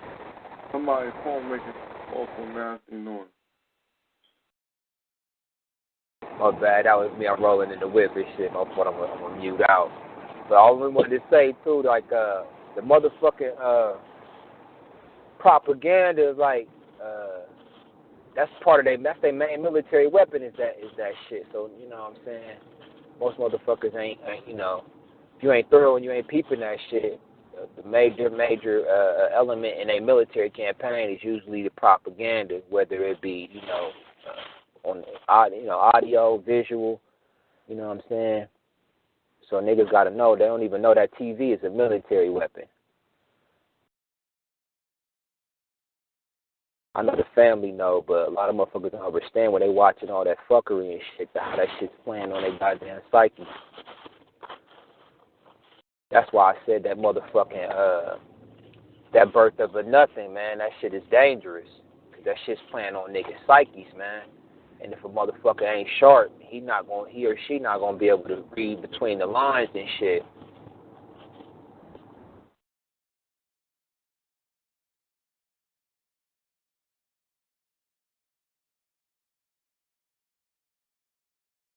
And niggas keep on saying this nigga funded the movie himself. I done heard 3 or 4 little mediums talking about this nigga used his own money to make the movie. You know what I'm saying? Dangerous shit like that. Boyce Watkins bitch ass and said that shit. Professor Grifton said that shit. You know what I'm saying? Well, did they not hear his own interviews out of his own mouth? That's why I'm saying, sis, it's almost like niggas is getting paid to like say certain shit, throw certain shit out there. You know what I'm saying? Yeah, he said he only used. He said he only used $100,000 of his own money. That's what like you said, he already said that. That was it. So that's what I thought he said. Yeah, he said that shit, but every time you hear these house niggas, you hear this nigga Professor Griff, you hear this Boy Swallow, these niggas talking about he put the movie out himself. He did the shit himself. What, no black man gonna do it? I hadn't listened to none of their videos. Yeah, I've seen a couple feeds and shit. I just wanted to get, you know what I'm saying? The funny part is I really ain't heard nobody really like dissing this shit. Me personally, when I'm looking at one king that I know of, I'm being real. Who is that? You. You know what I'm saying? You the only person I know I'm the lame nigga, the millennial. That did not praise it. Had a different view, and that's why again I can't wait to see it. I did not check today about the link, see if it was up yet. I did check yesterday, and the shit wasn't up. The movie's posted, but I just gotta wait for a link to pop. Not tomorrow, maybe tomorrow. Yeah. I don't think Brother Bourne, you felt like that was a top 10 in there, or what? No, Brother Bourne too. I have to say, okay. Y'all was both building on it. Yes, Brother Bourne too. Yeah, like I said, I feel like it was good for what it was worth. I didn't really see the Christianity being pushed in there, and a couple of other people I spoke with, didn't feel like that either. To me, it felt like it exposed it, showing how it was used to make our people submissive. I seen that, and I don't know. I didn't see that. I'm gonna say this: it's a lot of shit that they push on us on a day-to-day, and I can't say that that's the worst. Goddamn news is the worst. Worse than that shit. So I just can't say it. It wasn't the best. It wasn't the best, but shit. Goddamn, more people watch the news. That's true. They conditioned to do that shit. But Queen, as you entitled to assess the movie how you assessed it, and I think everybody's viewpoint holds weight, and that's why I can't wait to see it. I wanna when I'm watching it, I'm gonna be looking at it from the point of view of the voices that I've heard that have been pro about the movie, as well as the voices that I've heard to have been conned about the movie. You know what I mean? That was did not have a favorable view of the movie. I've already did the Thomas Gray, and since the link ain't up yet, I should be finished with Dr. Clark in response to the William Styron's butchery of the great ancestor. So I want to go in there with that also in mind when I watch this movie. Because for me, I can't be satisfied with a movie being done that will be, how could I say it, detrimental, for lack of a better word right now, to the history, the memory, and what that ancestor may have already represented for me. I just, like, for example, if they do a movie with the great ancestor Marcus Garvey, and they have Marcus Garvey in there portraying him to be a self-hating black person,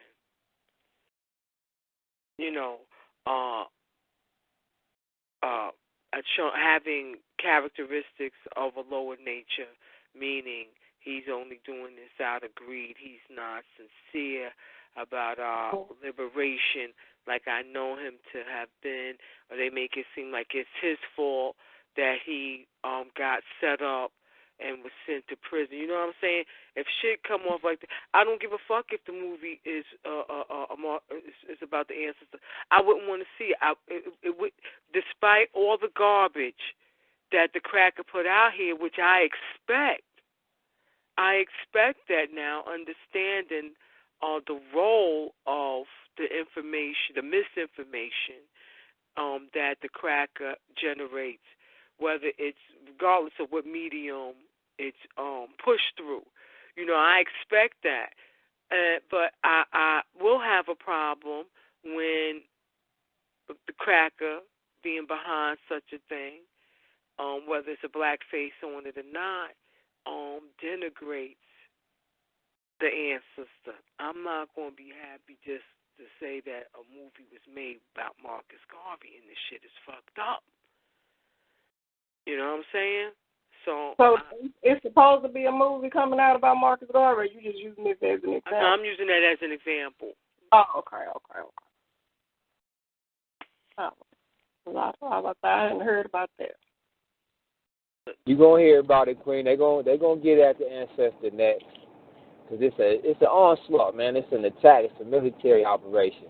Just like for real. Why would they put a movie out about that?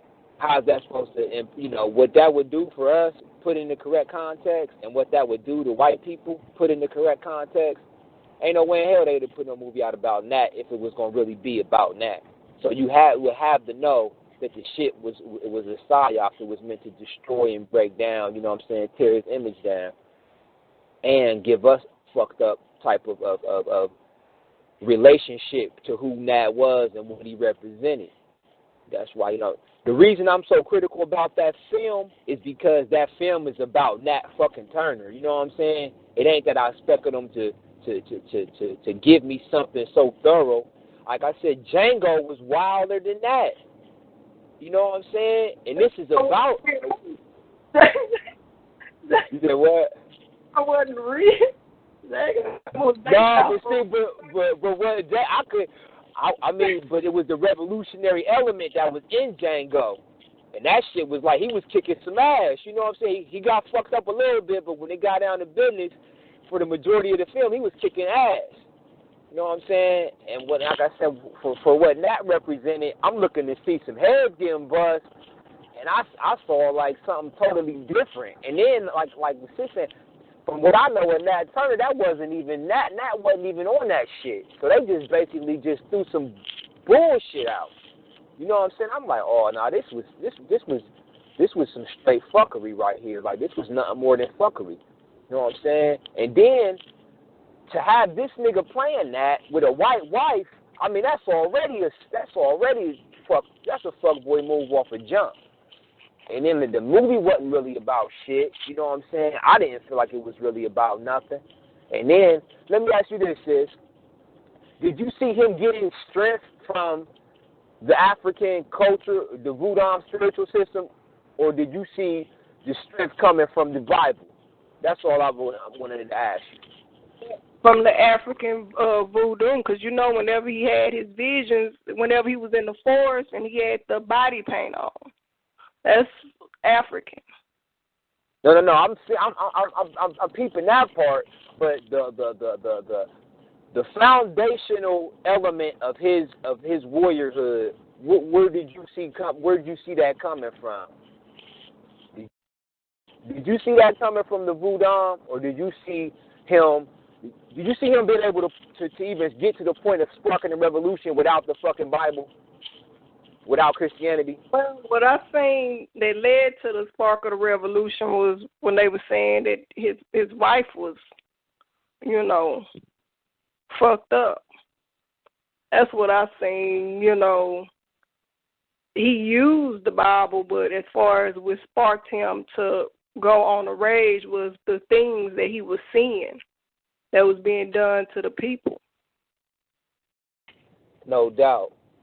But then when you peep the order of operations, when I peeped it, it even like I'm looking for him to snap after his wife got done wrong, and he still went on to kind of like. You want to know what I liked about that part is when he said, "Who done this to you?"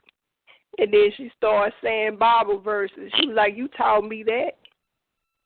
And he started crying. And see, when I see stuff like that, I'm like, in my mind, I'm like, that's banging on the Bible. That's letting you know, nigga, that shit done kept us suppressed. Mm-hmm. Queen, did he walk away from the? Did he walk away from the Bible after that? Then, when she said that to him? No, he didn't walk away. Or did he even question it?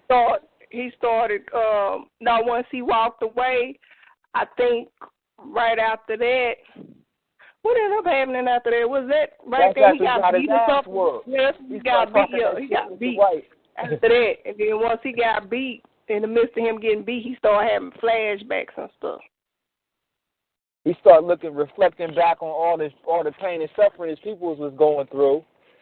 But at the same time, like sis saying, that nigga never put that Bible down. Like, fuck this shit. This is some bull. It's like he dug deeper into the Bible and started to get the more, like, okay, I'm going to get these verses out that's more relevant to the struggle that my people was having. That's what I saw.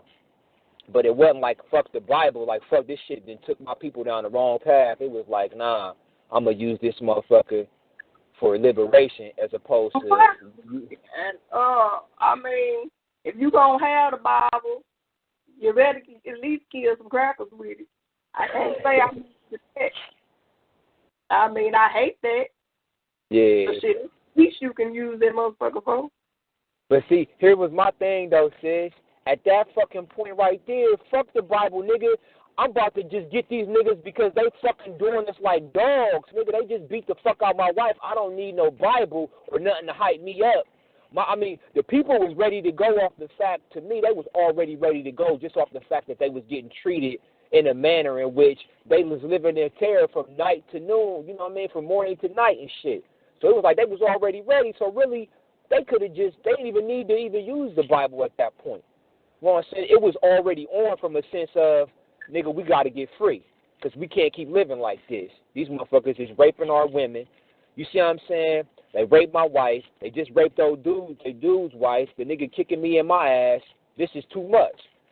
So for them to constantly reinforce their liberation in a Christian, in a Christian context, I'm like, okay, basically they making it seem like this nigga ain't got enough African manhood in him to take a stand based on the fact that he need to defend his women and children and have enough self-respect to defend himself, as opposed to he need the Bible to take that stand.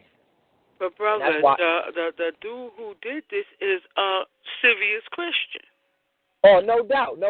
But I'm saying that in the context of they made it seem as if without that book, he wasn't enough of a man as being Nat Turner to just do what the fuck the right thing was to do for his people. You know what I'm saying? They act like I'm saying true indeed because that dude, that what's his name? Nate Parker is a devout Christian. So he's definitely going to make it seem just the way you described it. No doubt. And that's why I'm saying to sis, like, they pushing that. They was, my lack of, believing in that shit, I just didn't see that. So that could just be me too, that, it don't really, I'm not, you know what I'm saying? I'm not believing that shit. So I'm looking at it, I'm like, yep, bang on the Bible. You know what I'm saying? I'm not looking from that standpoint. That's just, I wasn't looking at it like this. I will have to see it again. And remember this part, and then you have to remember this also, family. It's showing the growth. It's showing growth of the man. It's really showing you the movie through that person's eyes. You know what I'm saying? So he's growing throughout the movie. You see at first they give him the shit, they give him talking about the Bible, whatever, but they only giving them the certain passages. You know what I'm saying? But remember, they goddamn he could read, so of course he just getting them certain passages. But now you see as it go along, when he go into the different places, he reading more and more into the Bible. He reading more and more into what it's really saying besides what they telling him to say. You see the scene with him and his wife sitting in the barn. They they reading in the book, you know what I'm saying? And okay, they reading more and more. And when he comes out of there, when they finally come up to it, he says, man, look, man, I'm seeing them every time they got one goddamn verse that's supporting us being enslaved. They telling us one other verse that's telling us to go get our freedom. You know what I'm saying? So this is toward, see, throughout the movie, it's like he's, you know what I'm saying, he's growing. You see him developing through the movie. You know what I'm saying?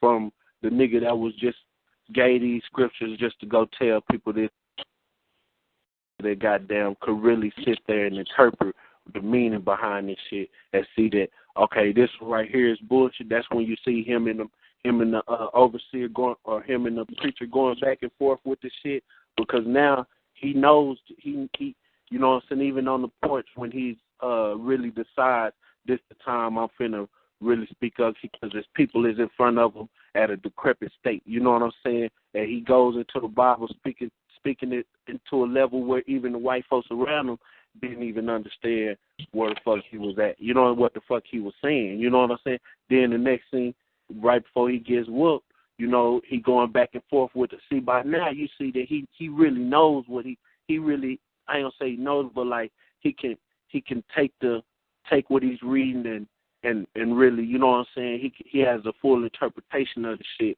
more than at the beginning. You know what I'm saying? Where it was just, nigga, go tell them niggas this, go tell this nigga this scripture, and this scripture. You know what I'm saying?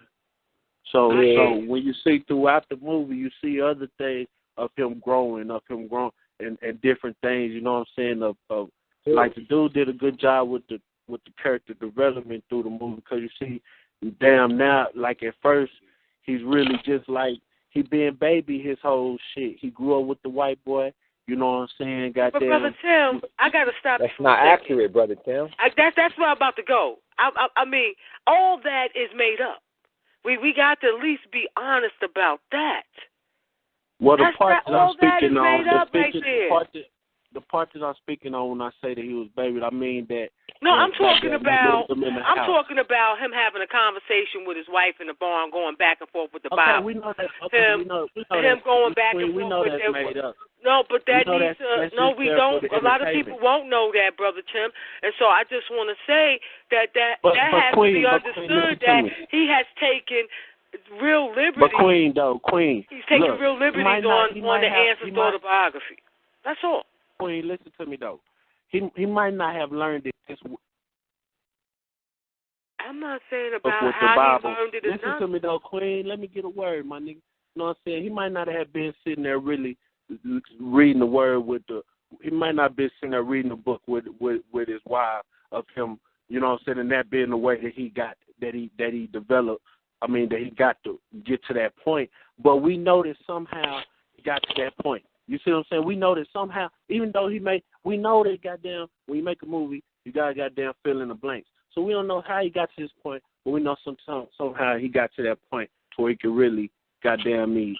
You know what I'm saying? That's more the word. We do know how he got to the point of starting an insurrection. He says that much in the damn interview with Thomas Gray. We know that. You know what I'm saying? That's not what I'm speaking about, though. You taking my words and going left field with it. You know what I'm saying? I don't mean to be taking your words to go left field. What I'm speaking to, Queen, is his. You're talking about seeing a growth. But King, let me just say this, and then you could go ahead, please. Let me just get this out. Peace, my nigga, peace. You know. Let me just get this out. You're speaking on the fuck out of me because I can't get my shit out, my nigga. I'm trying to just get my shit out, my nigga. You fucking my shit up, man. That's. I'm feeling the same thing with you, King. So you go ahead, and then I can be patient. I'm gonna step back.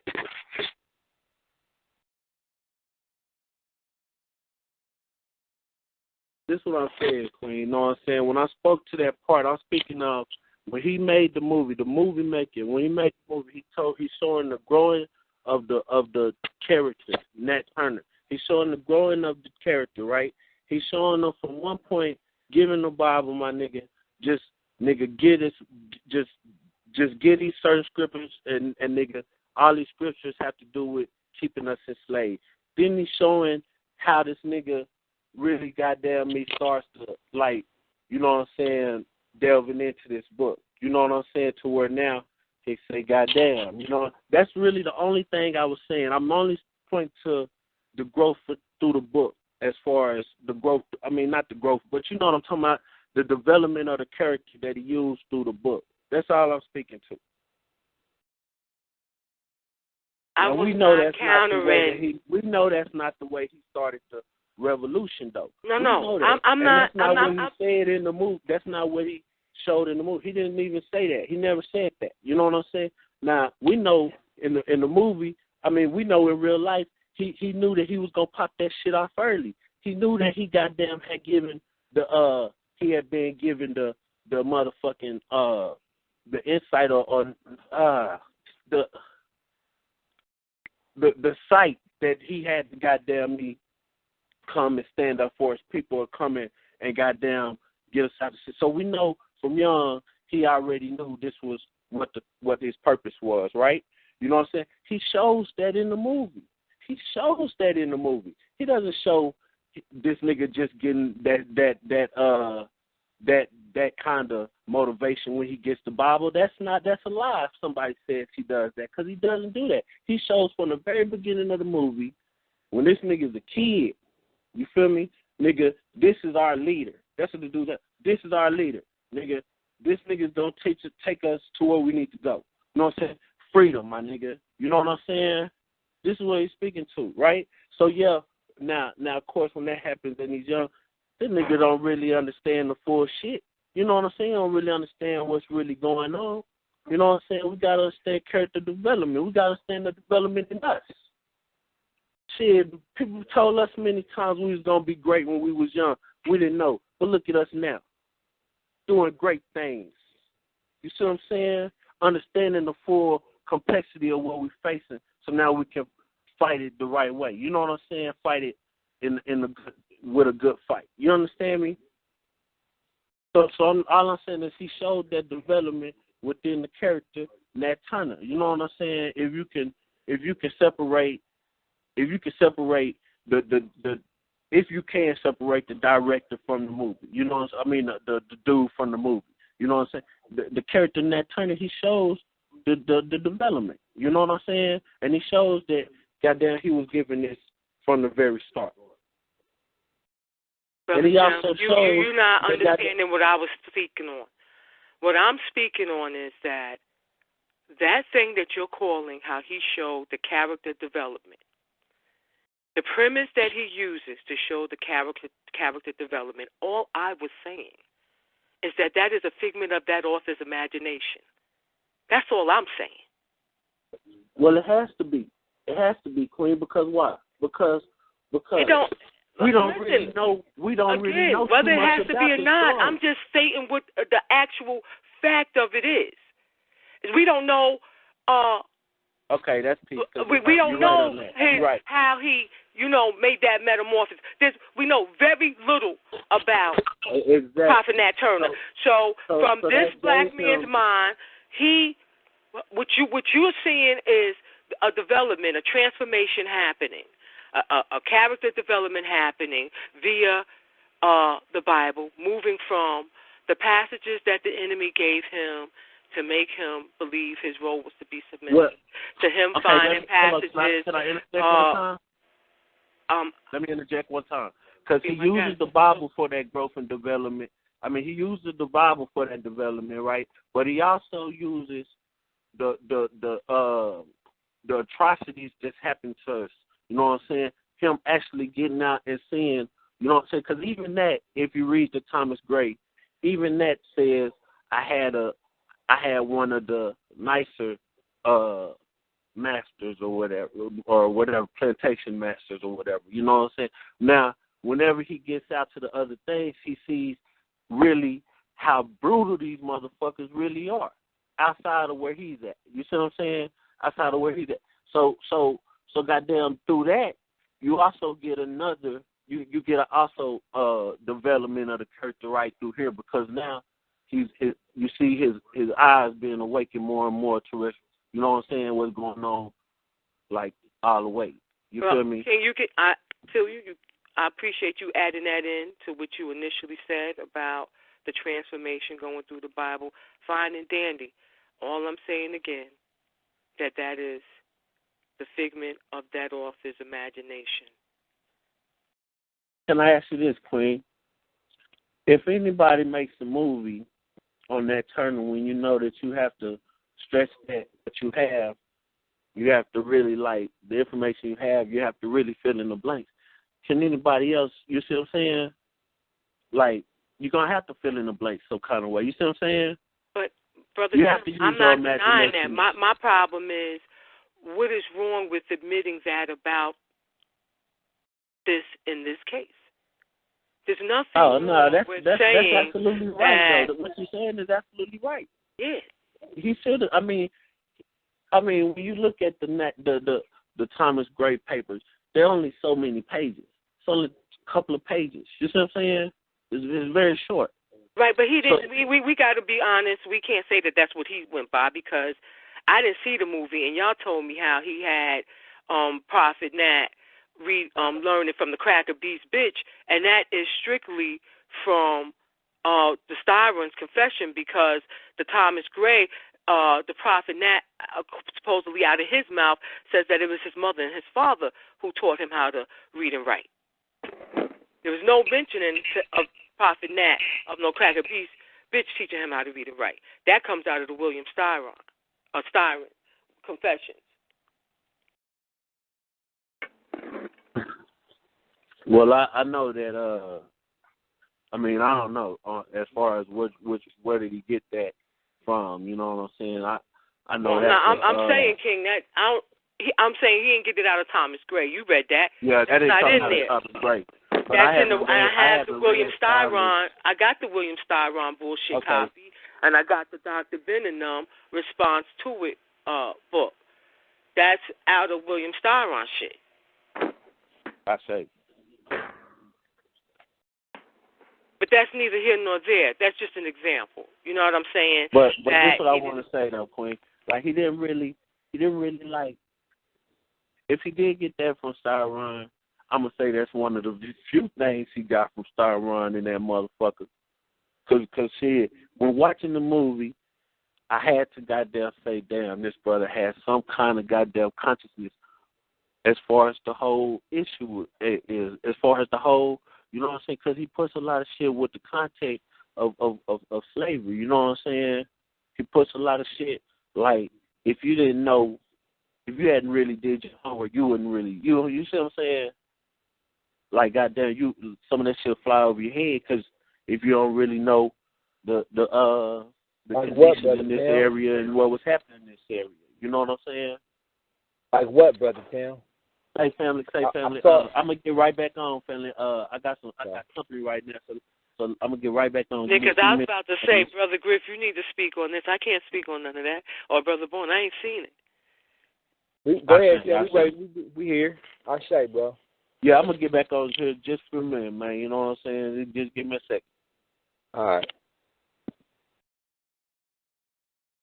Yeah, I mean, I was telling Brother Bourne too, man. I was like, depending on, like, okay, they down there in the Bible Belt, they in the South, so sometimes they might have a different interpretation of, you know, Christianity and shit, things of that nature, versus, like, you know what I'm saying? I ain't never really been no church going cat. I ain't never really had to break the programming of going to church till I was a certain age and what have you. My pops ain't never really pushed that on us. My family pretty much been, you know, they ain't never really been no church going family. My grandma, my dad's mother, and my mom's family in the South was, but me personally, you know, we was going to church for maybe a year or two, and my pops was like, you know, it was only on some kick it shit. Like, you know what I'm saying? So by the time I got, probably from like 10 or 11 to about 12 or 13, and my dad like, look, if y'all ain't trying to do that shit, don't even worry about it. Like, y'all ain't got to, you know, I ain't going to force that shit on y'all. Y'all come into y'all's own spiritual growth. So I never really been hit with that element of programming. So it don't affect me the same. Like, even when I was young and I was going to church at them times, man, that shit was just some fuckery to me. Even at like 10, I didn't really, it looked like it was more of a like, niggas was just acting and shit. Like, niggas would just go to church because it's supposed to be the politically correct thing to do. But, I can't, somebody who been around that shit from the time they was young until, late teenage, early 20s and shit, before you get to the point where you be like, oh, this is some bullshit. You know what I'm saying?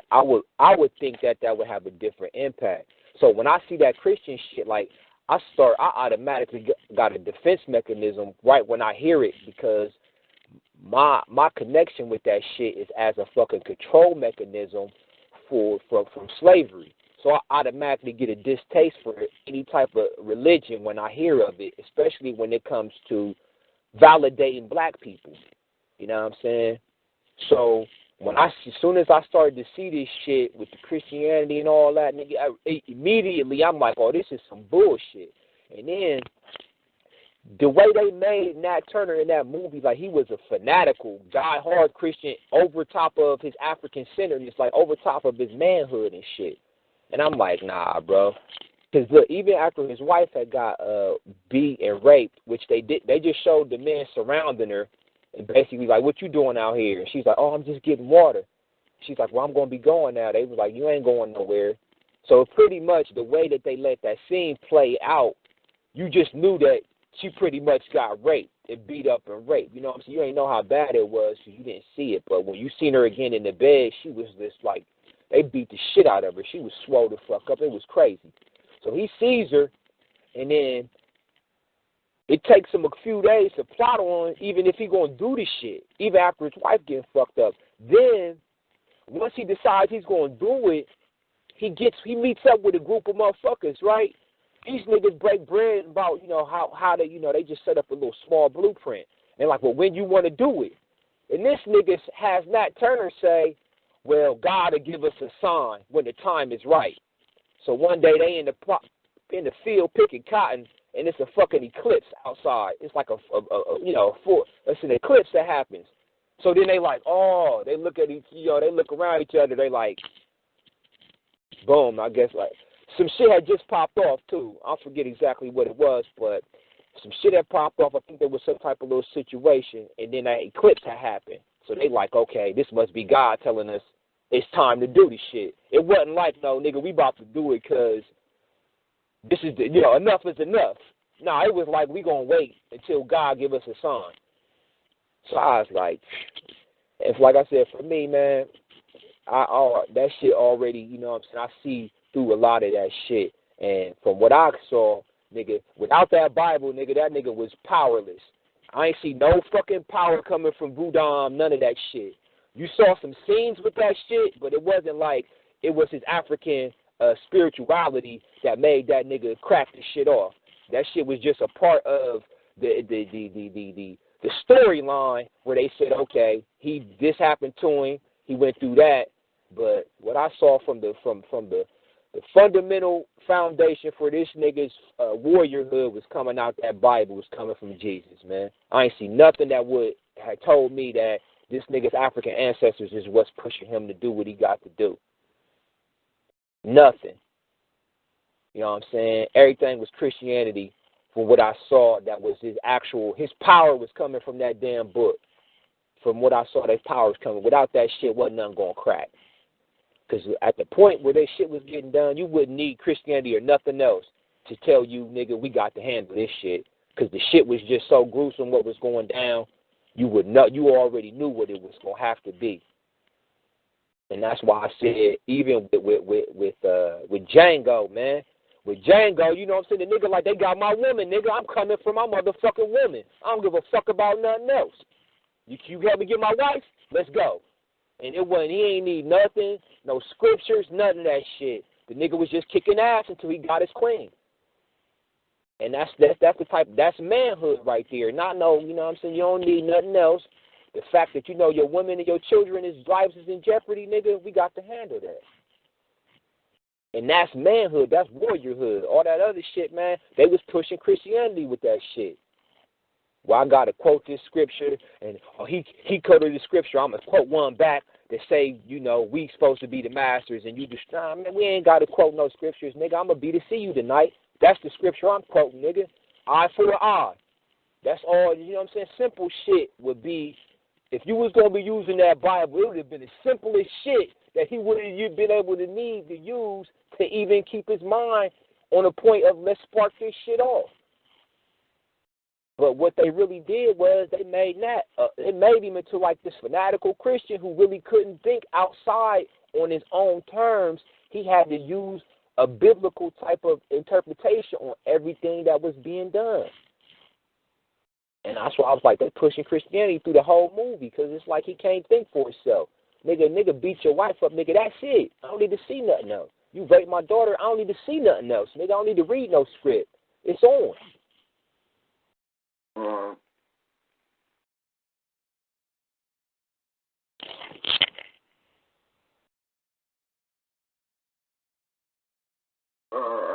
right.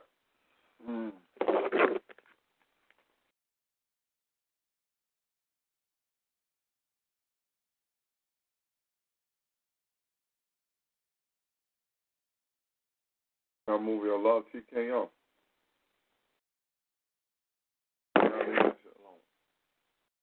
Black power to the family out there on the line. Black power be before you came. Shout to the family out there on the line, though. You know, working the feet on the ground radio, Slaughterhouse Saturday. You hear the family just getting it in, expressing them views, but it's always African, first, second, and third. That's the most relevant shit that's going on, huh? What's next? Damn. Something's supposed to be happening in California that I'm have to remember that news. Something was happening out there. It's supposed to be happening out there in California with the weather. But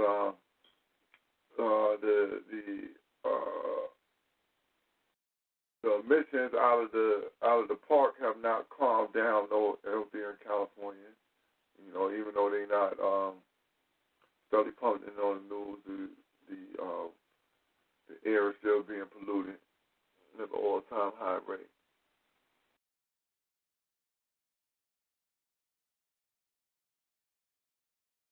What's that? That's with the methane gas, bro, B? Yeah.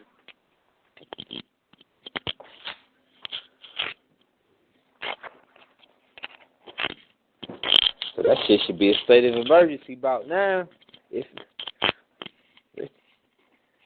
That's what it was when it first dropped. You said what? That's what it was when it first dropped, a state of emergency. It done got to the point where it got quiet again. Yeah, that shit been going on all this time, nigga. That shit probably done killed mad wildlife, and a lot of people probably about to be coming up sick if they ain't already. Yeah, but it ain't about killing you right now. It's about just affecting you, poisoning you enough that you don't have kids and shit. That's what it really be about. Just poisoning your ass down, making your immune system weak. Because if it just kill people off, boom, drop like, you know what I'm saying, flies, they'll have to really check it to do something about it. As long as it's a slow but continuous death toll that's happening, then they're all right with that right now. They need that type of thing. They don't need panic they don't need panic in the United States. The United States is a place that they done held panic free for a long time. If they bring panic here, like you know, this is a bunch of different, like, you know, you look at Europe. Europe is a bunch of different states. The United States is the same thing, a bunch of different states all formed together. So if shit fuck up federally and the federal government is looked at it wrong, if you start to rioting and acting up state by state, it's 48 connected states that can go wild. That's a lot to cover with your motherfucker. That's a lot to cover, man. Straight up. Man, 50. 50 cents. On top of covering the rest of the world? Ashe, yeah.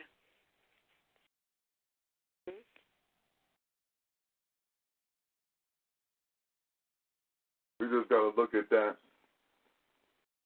Check that out. You know, it's all strategy. You got to check out everything. But, you know, you check that out and just. I'm going to keep it 100. I don't even think they got enough motherfucking military personnel to lock this bitch down for real the way that they saying. It has to be something made. Like, they have to do that shit in sections. We got to keep in mind the number of police, too. Police is part of that as well. And they've been hiring police like crazy. You got mad like police. Crazy, right. They doing shit. Just No, they got so much 5-0 in National Guard. Yo, Penn Station, motherfucking, the spot for the ferry, all of that. You got the cops is fucking like the people you go to for information. And there's no more information type people. They stand around, and I'm watching them, and that's the role they playing. People are going up to them, asking them questions, and they're giving them information. So the taxpayers paying crazy money, and they got assault rifles and the whole nine. It was stunning the first time I seen the shit.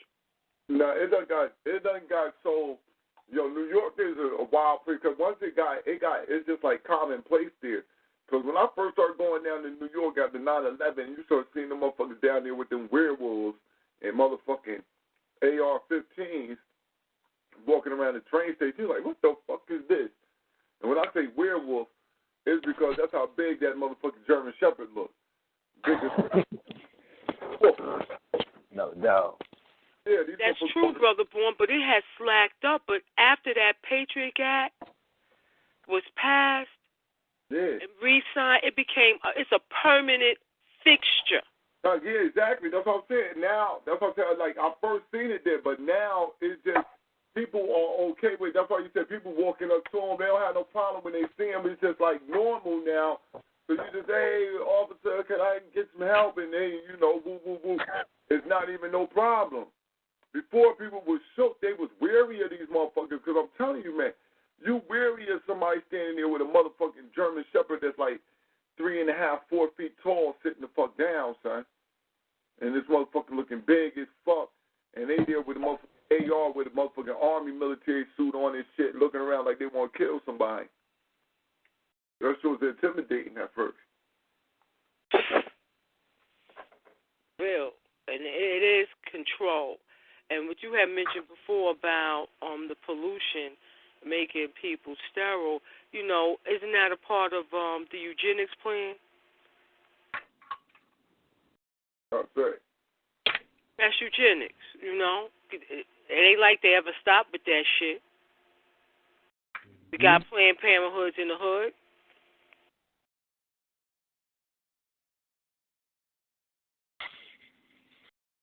You right, bro, B. It's like they just guinea pigging with that shit. Like you said, that shit is designed to they just sit back and watching and seeing what the fuck happen over time with these motherfuckers, with people who living in that area and shit. And then you put the show on the road. That's like the Zika virus. I was doing some motherfucking. Now you know they got this shit. They talk about make the baby head small and shit, right? Like Beetlejuice. Beetlejuice heads and shit. Now, you know, only in Brazil is that one of the symptoms. There you go. There you go. Oh, all over the rest of the world, anywhere else in the world where you find the Zika virus, we're supposed to start it in, I think, man, it might be the Congo, but somewhere in Africa, say. But nowhere do you find this phenomenon of little heads. Except for in Brazil, the little head phenomenon pops up. That's crazy. So, that's a sign for don't trust it. Anytime you find a disease that give you different symptoms, depending upon location, that means it ain't that disease. Something else going on. Because you know what I'm saying? A disease is a disease no matter where you at. If you get motherfucking, you get whatever. If you get the gout, nigga, in America, nigga, it's the gout in motherfucking South America, nigga. It ain't no motherfucking. It don't come. Shit don't get new symptoms. You know what I'm saying? If you know what they say, you catch the flu bug and shit. It give you the runs, you got the fever and shit. The same shit happened to you in one place, it happened to you in the next place. But once you start getting some different shit, then there's some different shit.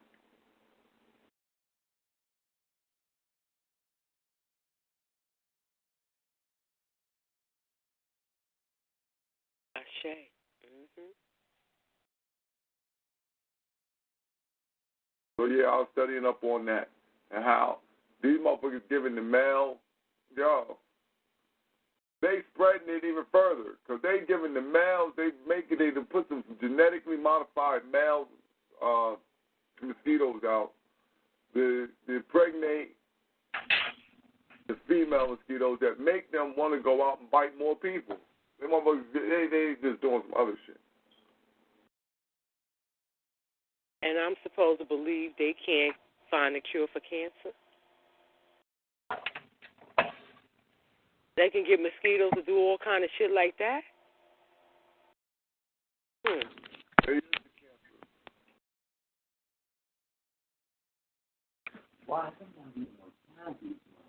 cancer. They use the motherfucking cancer. You ain't never lied, King.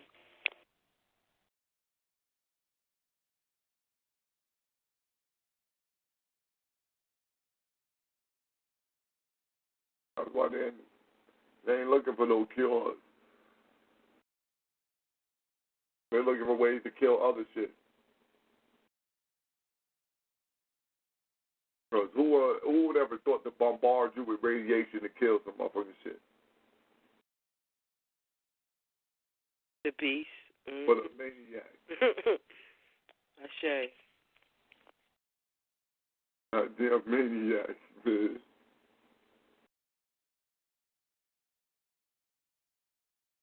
No rules. A motherfucker with no rules.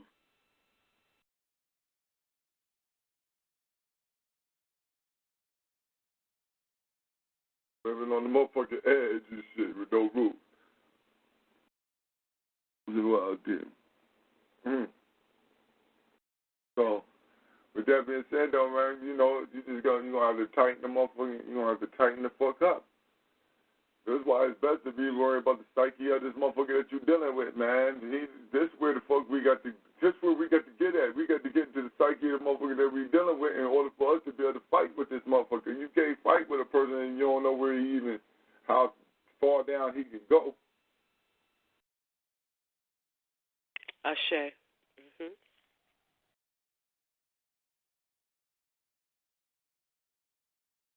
I mean, what they say, it's like taking a knife to a gunfight. You fucking around. You bringing the wrong motherfucking tools to the fight. You're losing.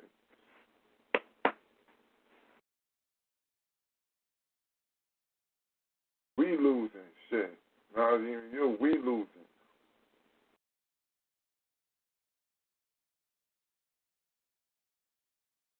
So, get the shit together. They looking to run this. They looking to start some bullshit with Russia. Russia said they got 17,000 nukes ready for any fuck shit. Especially if they try to pull the motherfucking no-fly zone in Syria. Now pull this fuck shit on us. We got 17,000 missiles. Come on over here and try that shit. And we're going to send a plane right through that no-fly zone. As soon as you put it up, we're going to buzz that motherfucker. And if you shoot one down, trust me, pop it. Yeah, I missed the beginning, so that's what y'all was talking about. What about Russia? Okay, y'all update me real quick. Oh, Sister Camille was asking me about whether or not Putin, what was that? Whether or not Putin said he was had missiles lined up to shoot to bombard the East Coast. No, I was saying. So you saying that Russia and the U.S. beefing? Well, they stay beefing. They beefing right now over Syria, over whether or not Russia is really in there bombing ISIS or, America got stock in ISIS. So there's a little bullshit going on the borders of Syria. You don't know who's doing what. Really, it's all media madness. But the story is that Russia and Syria is fighting ISIS. And it's a zone where they're fighting them at. That is some other people supposed to be there. What fucking town? Aleppo, I think is the name of the town. And Russia's supposed to be bombing this town, supposed to be innocent people getting killed. But the thing about the town is on a route that the cats who are supposed to be from ISIS is carrying oil through. And so the U.S. been threatening that they want to come there and turn that into a no-fly zone. So nobody could bomb anything right there, allegedly under the guise that it's doing humanitarian work by keeping them people safe. But what the Russians are saying is that if they put a no-fly zone there, what it does is give ISIS a motherfucking clear path to, to bring their oil through to Iraq, I think. Iraq or Iran, some fucking way. I have to get my thought right. But that's the gist of it. All right. Thank you for catching me up. Okay. Yeah, I hadn't seen anything on that. Yeah, they keep that quiet because, they got the presidential selection going on. Yeah, because I normally go through the Yahoo News, these. I didn't see anything. Yeah. Well, here's Putin out there. He out there talking that shit. Allegedly. It's all allegedly. Putin out there talking that shit allegedly.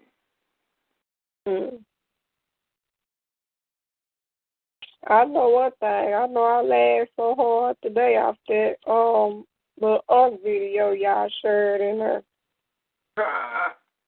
I know that. Oh, that shit was hilarious. I shade, Queen. Mm-hmm. Queen, I laughed so hard. Just shaking my head. Just when your ego, your ego is just so big that you just make yourself look stupid. Y'all made yourself look stupid because your ego is so big you made yourself look stupid. I was it got to the point where you're saying, is he hearing what the cracker beast is asking him? Because what he was saying when he was asked, do you believe in God? What he was trying to say was the word, I think he was trying to say the word God wasn't being used by African people then. So that's what he was trying to say. Well, since I'm coming from an African perspective, we don't use the term God. You know what I'm saying? That's what he was trying to say. But I'm like, okay, nigga, but you don't do African perspective on nothing else, nigga, because don't nobody be talking about no damn monkey stuff. Yeah, but the fucking white boy, the white boy wasn't saying.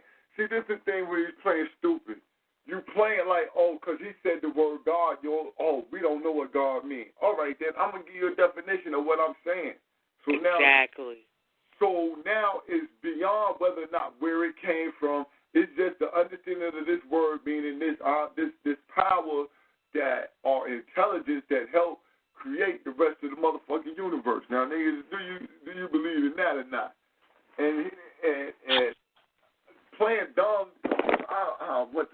I want to say he was playing dumb. Give the brother a benefit of the doubt. Yeah, I'm going to give him the benefit of the doubt that he was playing dumb with the motherfucking white boy, but I didn't like him playing dumb with the white boy because the white boy wasn't playing slow. The white boy was playing him like he was dumb too. Yeah. By the way. Yeah. Because he noticed it. He said, I got one who don't know what the fuck he's talking about. Because first initial opening, the white boy just started reading the definition of fucking evolution, and the nigga said, no, that's not what it is. Evolution, yeah. That's not evolution you read. Instead of saying you don't know what he's talking about. Because you break the question down. And ain't nothing wrong with that, by the way, family. To say you don't know something. But listen, this the thing that the white boy was, when I heard him, right, he's reading the definition. He was not trying to be slick. That's the thing about it, that if you read one of them college working definitions, you're going to read the motherfucking breakdown of how they explain the breakdown of the DNA and how it becomes hierarchical. They explain this shit to you. You know what I'm saying? So this not no hard shit. This ain't no shit. If you believe in evolution, then you got to believe that DNA came together, mutated, nigga, and became greater. This what it is. It is what it is. I said, this nigga, how you don't understand? He just made that up. That ain't what that is. Then the white boy repeats it. But now he gives him a little bit more surrounding around it. So now he got to agree. But he agrees by not even saying nothing no more. Not by saying, you know what, oh, you was right, my bad. I didn't understand what you were saying at first or whatever. None of that. He just went along trying to, he went along attacking the white boy, which made him look even more dumber because you just attacking the fucking white boy. Not because the white boy ain't saying nothing slick to you. He ain't coming out of line. He just being a motherfucking cracker. An inquisitive cracker who done read up everything he need to come in and bust your ass. Yeah, and you see that they spend so much time on God instead of talking about evolution. So they never got around to the conversation on evolution. Spent 30 minutes talking about God. Yeah. Want to attack. I want to hear the evolution. What you gonna say to his, you know what I'm saying? Yeah, they're supposed to be talking about evolution, but they want to run to the smoke, not the fire. Black power. Black power, family. Black power. What's going on, Black brother? Black power. I'm doing all right. This finally fully came to. Was just trapped in a library for a little while. This library catch you out there every once in a while. Yeah, especially when your Cushite cousins is fucking around too much. Yeah, I don't think Unc understood what the white boy was saying. I think the white boy was totally over his head, and the only one who had any real understanding of what he was saying was Khonsu, and then Unc cut him off because I think Khonsu was making him look stupid. Nah, I think Khonsu, Unc cut him off. You know why Unc cut that white boy off? Because the white boy had caught Khonsu in a trap. He trapped Khonsu. Khonsu thought, Khonsu got a grasp of language, and he understood where the white boy was coming in, but he didn't really grasp what type of white boy he was dealing with. So when Khonsu hit him with that motherfucking court case about that white boy, the white boy was on him. And was like, oh, watch what the fuck you say. Watch what that's why it's like, that's why Khonsu was like, we just having a conversation. We not, you know. You know what I'm saying? He had him, and Khalil did not want that white boy to go back to that shit. He was, no, you gonna keep moving. That white boy said, no, he done said all that. You come let me get that. But he was going, whatever Khonsu was saying was a motherfucking lie. An outright lie that white boy had. He was ready for the motherfucker to say that shit. He said, what? What you say? Hold up. Well, you better be aware of what you say, George, whatever the fuck he said. You better know what you're talking about. And the case happened when? It did what? It did come in. Oh, he tried to question people because he knew that white boy had him. And white boy had him, and Kansu knew. And like you said, he said, yo, man, we just having a conversation. That's why you don't play with yeah. Don't play with the other niggas, but Aunt ain't having a clear. Clearly, Aunt ain't know what because I think the words that the white boy was using was just totally over. Honestly, because the white boy was giving the college definition, explained it. This is what evolution is. This is my definition of God. Now it's your turn, nigga. I'm the A side. I don't know what you're talking about because it was totally over his head. The niggas, yo, what the niggas asked him, what do random mean? And Unc even said that. Unc said, yo, right now, you need to start defining some of them words you use, and we call it tricknology. And I'm like, what the fuck is he saying so fucking tricky? What the fuck the tricky shit he talking about? And he did give the standard definition, and nobody, you know what I was surprised? That Ngozi did not jump in. Because he wasn't on the line. Wasn't on the line. Wasn't on the line? Nah. Okay. That's why Kanzu jumped in, because he's the only one who understood the terminology that was being used. Yo. The grammatic syntax. You know what I mean? You know, Kanzu come in there with it. Yeah. And he was bullshit. He started going long when the white boy called him out. And Colin let him start talking again. He just went for extra long, so then the white boy don't get a chance to say nothing. Extra long. He out-talked it, so then the white boy didn't get no time. He said, oh, we going to move on.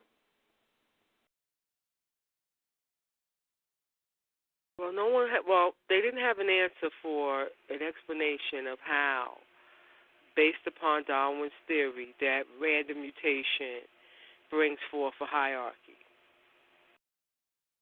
No answer. There's no answer for that. Observable. And you observe this shit. Because it's Oh, that was another good one he hit him with. That was a killer, Brother Bourne. When he asked him, how much of the real world does he personally observe? I cried. Yo, listen, man. Yeah. Yo, that's we having fun tonight, just kicking it. Because that shit was crazy. Yeah, Queen. He was like, huh? What you mean? Yo. Oh, my goodness. Yo, the nigga said, well, dark matter about 75% of you. What the fuck is dark matter got to do with how much can you see? You personally, the white boy is saying this shit, so you got to see you personally. How much can you see? How much of the world can you observe? You can observe. You can't observe but so much, but you can see it all. If you see the inner is like the outer, then they got philosophical and shit. Nigga, so as below, so above. Nigga, what the fuck? As above, so below. That's our philosophy. What the? But you know what? That was a very good question that the cracker hit him with, because it had me thinking. You know, very limited. If I was to give a percentage of what I see, personally see, of the world, based upon that I observe, of the observable world, I can't even say 1%. Can I? I'm sitting here thinking like, barely, right? Barely. 0.1 millionth, 1 billionth, and he didn't get it. He didn't get it. No, he couldn't get it. He got it, but he was stumped because it don't prove his point. Because science is based on observation. So if you only see 1% in the world, how can you base your theory on evolution off of 1% of the whole? Now, Dr. said he couldn't admit to it because then it'd blow a hole right in your shit. So he had to play dumb. I see your point. Possibly. That the questions that the white boy was giving him weren't nigga on the street corner questions. It wasn't no Hebrew stuck in the Bible questions. No. This is a nigga who he said on start, I troll the internet for debates on evolution. That's basically what he does. That's what he said. He said, that's my hobby, debating evolution. against atheists. But King, I want to remind you of a video that Brother Bourne put me on to, where it was an elder from around the way who was a Muslim who fucked up. Oh yeah, the older Muslim. Yeah. What was his name? He fucked him up. I can't remember his. I think Shabazz. He said Shabazz. Yeah, brother Shabazz. Yeah, he tore his ass up too. Yeah. But that's why they pick and choose who they debate with. Yeah. So they don't end up in those asshole-looking situations. Yeah. When they ask you a question, the fuck you right all the way up with some simple shit. But he asked a simple question. But he also spoke in a manner in which I personally felt, you know, he was speaking as if he knew where the crack of what information the crack of beast had accumulated. Like, you know, it was interesting. And I ain't got no problem with the tone, but it was like he came into it with an arrogance that I think really got caught him out there. Yeah, like, oh, this a crack. I'm finna, you don't know nothing. Yeah, like, oh, this a crack. I'm finna smash on him. Yeah. But you sound retarded because the cracker, see, you can match ignorance with the cracker if you feel like. But you never could just be ignorant with the cracker when you got a listening audience, man. You got to pick your motherfucking time when you just trying to motherfucking bug out on the motherfucking cracker, especially in a situation like that, when you want a show that's supposed to be the scholarly debate show.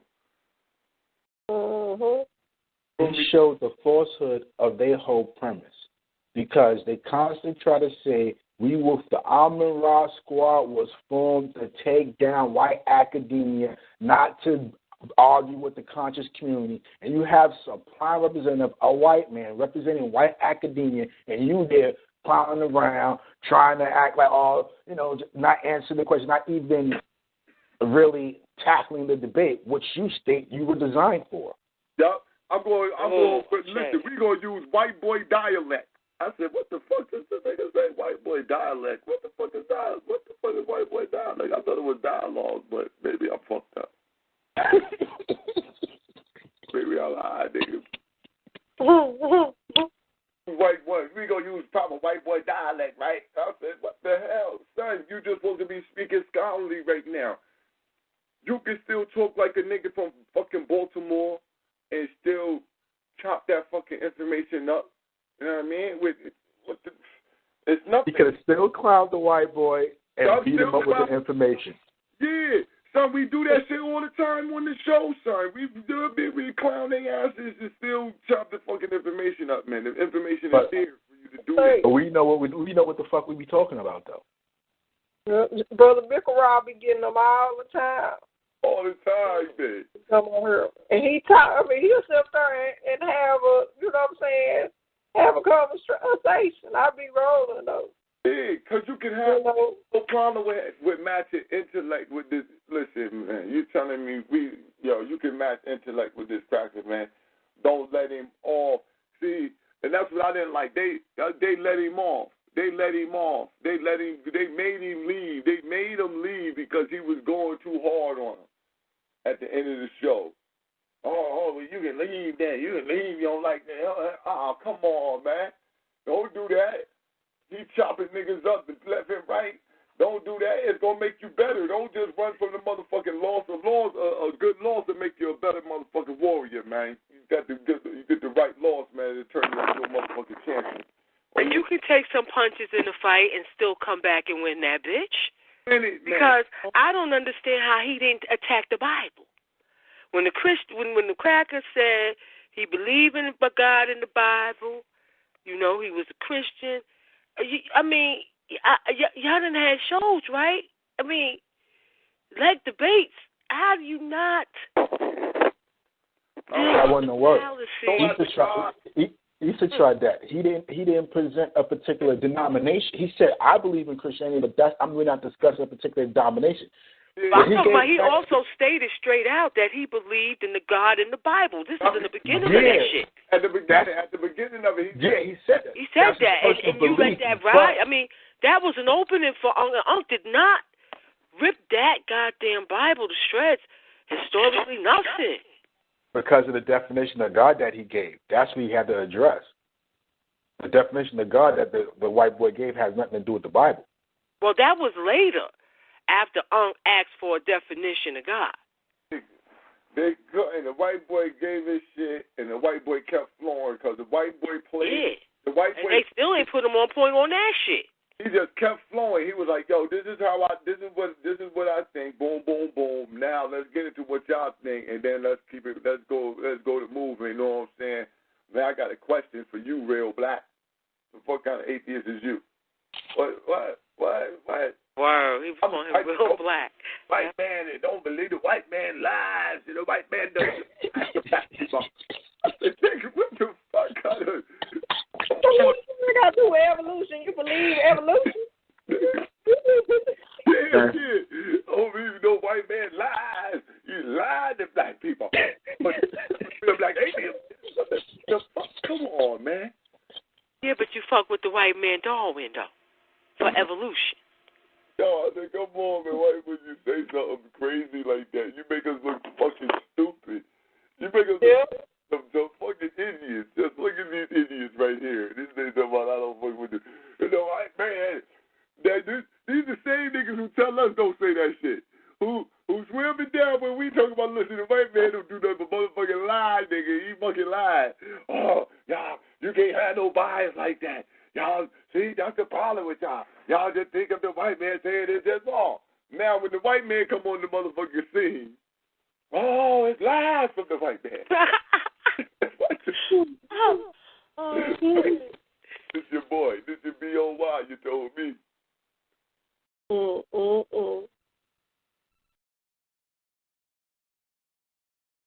Hilarious. It's good to have something to laugh at. That just was funny, man. It was sad at the same time. I felt bad. I felt bad after a while because I was like, damn, man, I can't believe you allowed this fucking white boy come up there and make y'all look stupid like this. Mm-hmm. I can't believe this, man. This is a fucking white boy, man. You're supposed to tear this white boy ass up. Bang, bang, bang, bang, bang. Especially if he's willing to come. Especially if he's willing to come and just have a conversation and discourse like that. Oh, man. Eat his motherfucking ass up. Eat him up, man. You got this shit on record. Eat his ass up. That's why once in a while we let when the white boys come in on here, because if he come in and you civil enough to have a conversation, we're going to make you look stupid as the fuck, man. Come on, man. We can have civil discourse with you if we feel like it. Most times we just don't want to talk to you. It ain't about having no discourse, but we want to have discourse, man. We want to talk to you, man. See where your mind at. And we done did it several times. And you know, the only one that kind of made him back up was, and I can't believe I'm about to say this, was, what's his name? Issa? Yeah, yeah, that motherfucker. And then the dude interrupted him because he had him. Mm-hmm. He had him backing up saying, well, I never really said I advocated intelligent design. When he asked him to explain the difference between the two when he is talking about the randomness, the random nature that's involved in the whole, not so much in individual cells, but in the whole. You know what I mean? But see, the thing, he almost had the white boy, but what he forgot was the white boy was just reading the definition. Ashe.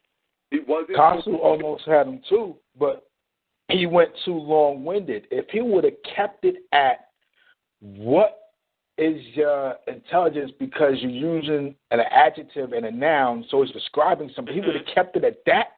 He would have had the white boy. But he kept going on and got into the court case and all that other bullshit. Where it's like, dude, short and sweet, man. You're using an adjective and a noun, so it's describing something. What do you describe it? Tell me. Go. His arrogance fucked him up. He thought he had the white boy. He arrogantly kept going. Didn't know when to shut the fuck up. Didn't know when to fold him. Got to know when to hold. Oh, shit. and that's a classic leader in musical joint. Yo, and guess what ended up happening? The white boy shut him up. That motherfucker said, oh. Wait a minute, we just having a conversation. He did the homer.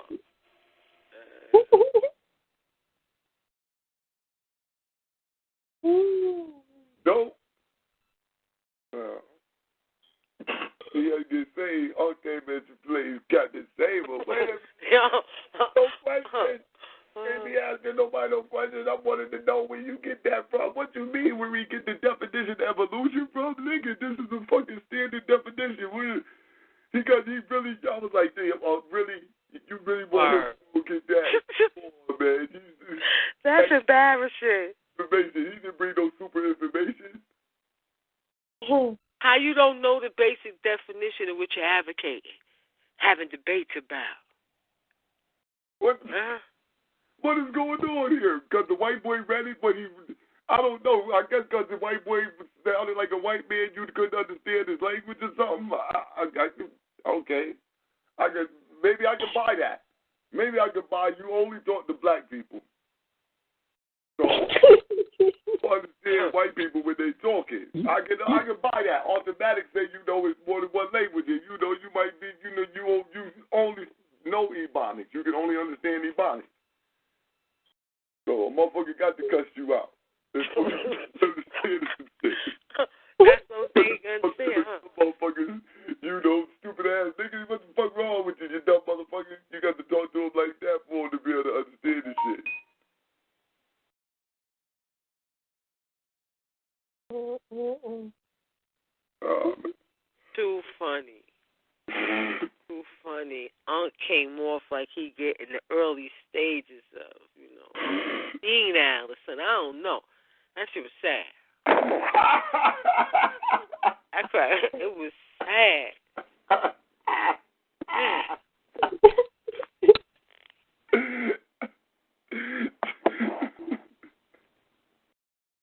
It was sad. The early ages, see now. I hear what the brother's saying, but can somebody play being dumb that good? You know what I'm saying? Because he was lost. He was lost when that cracker hit him with that shit about how much can you personally observe. I don't know. He ain't know. He was lost in the beginning with the definition and shit. You gonna make me play that shit? Hold on. You just fucked up.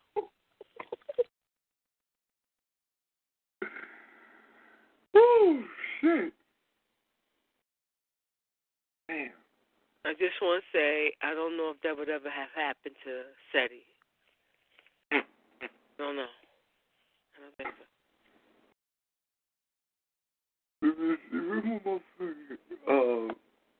No, that wouldn't happen to the elders. We saw how Dr. Ben did the cracker on TV.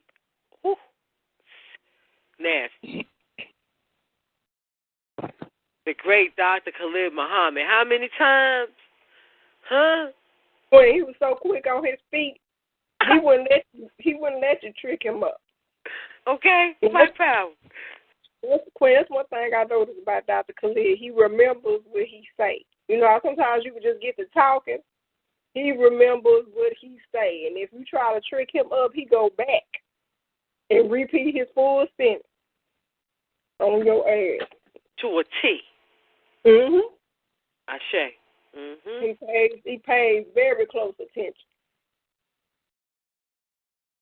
And he took on 2 crackers at a time. Then he took on a whole cracker audience. The audience was filled with crackers. Made them leave.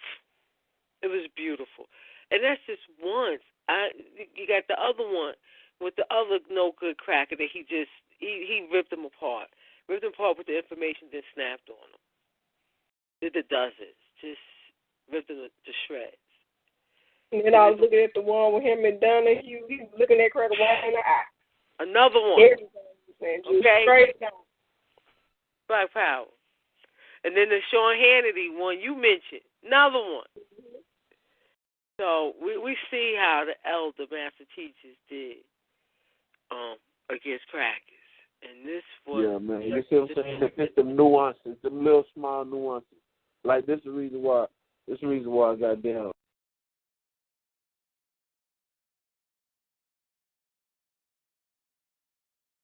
Hello?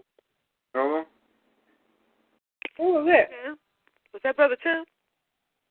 I don't know. There was a reason. Somebody kicked the reason. My bad, family. I had unmuted the line, man. I'm over here riding with the family and shit. You know what I'm saying? We listening in, man. Love y'all, man. You know what I'm saying? Y'all kicking the ballistics, man. You know what I'm saying? Black power. Black power. Black power, King. Oh, there we go. White man body. Yo, the joke is... Yo, don't believe it. That's a funny ass title too.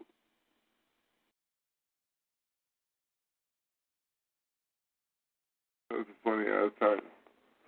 Oh man.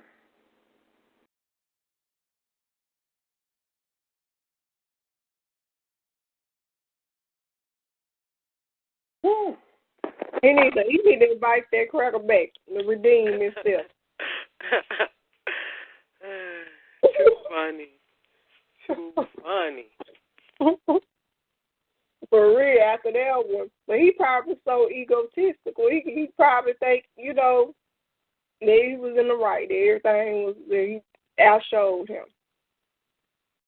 Yes. Mm-hmm.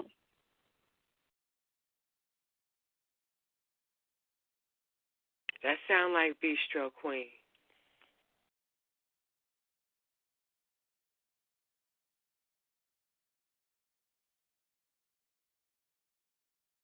All right. Hold on, here goes the first question. Here goes the first question. Y'all listen to this. I did a YouTube search, and this site came up, and it said you were going to be talking about evolution, and that's one of my favorite topics. Is that we talking about Darwin's theory of evolution? Yes, go ahead. Oh, okay, good. Now, is it pro, con, what? Some people in the panel here is pro Darwin's evolution, origins of the species, and some people are completely against it. Okay, good. Well, for those who are pro Darwin's theory of evolution, I have a question for you. What good reason do you have to believe that genetic mutations down at a nucleotide level could accumulate hierarchically? Okay, that's a good question. No, that's not evolution he's talking about. What are you talking about? Explain it. The current theory of evolution is referred to as the neo-Darwinian synthesis. It's much more than Charles Darwin advocated, but boiled down, it goes something like this. Over millions of years, random mutations accumulated hierarchically. And as they accumulated in long sequences in the DNA, those sequences that produced new functionality with an increase of fitness survived incrementally. Now, what I'm asking is, what observation in science would lead somebody to believe that the random accrual of mutations at a nucleotide level in DNA could produce a hierarchy of functional information? Yeah, but that's not evolution. You just made that up. Nowhere it states that is exactly that. I can read it to you. I can go to the University of Berkeley. Listen, go get that. Go get that and read that, and then we'll get back to that. Are you familiar with natural selection? Yes, that's what Darwin proposed. He proposed natural selection. Okay, good. Well, the current prevailing thesis in biology is that over millions of years, random mutations occurred. They accumulated functional information in the DNA. Why did it occur? Why did it occur? I am not advocating for or against. I'm simply telling you what the current theory. Can I answer you without being interrupted? I didn't interrupt you. You certainly did. Hold on, you certainly did. Okay. May I answer? Yeah. Okay. The current theory, the basic concept, is that random mutations accumulated. to produce what are called polymers or strings of nucleotides. Those strings of nucleotides at a DNA level provided an increase of functionality to organisms, and that increase in functionality where it would increase fitness, and due to the fitness, it would survive, and over long periods of time, a universal common ancestry resulted. Now, that is exactly what the theory of evolution presents. But what do you agree with? Let me hear what you agree with. I believe that the origin of complex design would be either an agent or an intelligence rather than randomness accounting for the accumulation of functional information in DNA. All right, Black Power. The shuffle started already. The shuffle has started to begin already. Mm-hmm. The question now has been avoided, and it turned to, well, what you believe? Listen, man, just answer this question, man, before we get to all what I believe. What I believe don't make no difference. The question is whether or not if you say that this is true, how could this happen, and how could this shit? That's the question on deck. Too funny. That ain't evolution. That ain't evolution. Loud and hard. The white boy had to say it 3 times in 3 different ways for him to, but then he finally wouldn't even accept it. He just went on to, well, what you believe? One of them wants to text Unc and was like, yes, it is, Unc. Oh, man. Damn, I said, look at this shit right here. He told us, well, how that happened? Why that happened? Damn, the man is reading the fucking definition. Shut the fuck up. You asked him what the definition is. Let him read the shit. Let him tell you it. Then keep moving. He said he don't agree with this. He's telling you this is what this fucking neo-Darwin fucking evolution theory state right here. See, this is when you know this. See, this is when you used to just arguing, you arguing just to argue. Because now you start off arguing against your own shit. You arguing just to argue. And it might be like what Minkaraj say, he not qualified, man. That's the definition. You arguing against your own shit. The man reads the fucking definition, you get to argue against it. You got no fucking integrity, nigga. What the fuck, man? Your integrity is supposed to make you stand on your shit. The white man say, listen, man, this is what this shit is. And you are a proponent of it, then y'all, that's what it is. What, white man? What? And what? Not. No, it ain't. He made that up.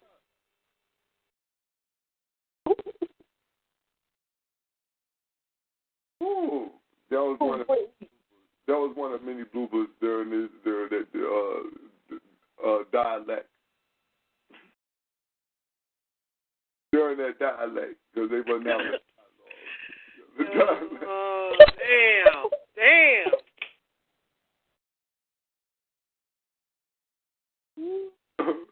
Yo, this nigga said, yo, I muted Real Black. I can't hear him. Wow. Mute yourself. I can't hear him. I see that.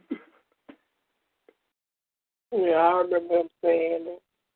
Muted Real Black, man. I can't hear him, man. What's going on with him?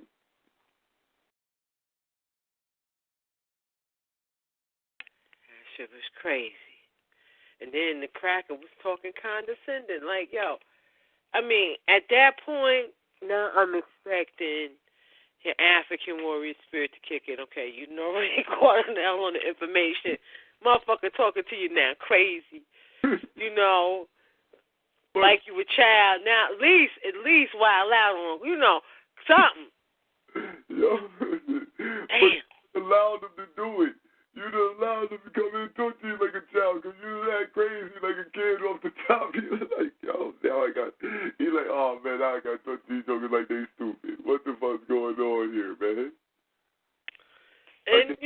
nobody helped him out on that, King. Family, nobody helped him. You know what I'm saying? You know, it's like when he asked him about that shit, instead of somebody just coming in like, yo, boom, yeah, that's right, you know, help him. That's your brother. But they watched him drown. Nobody threw a life nut in. So he tried to get a lifeline. He shot a lifeline out.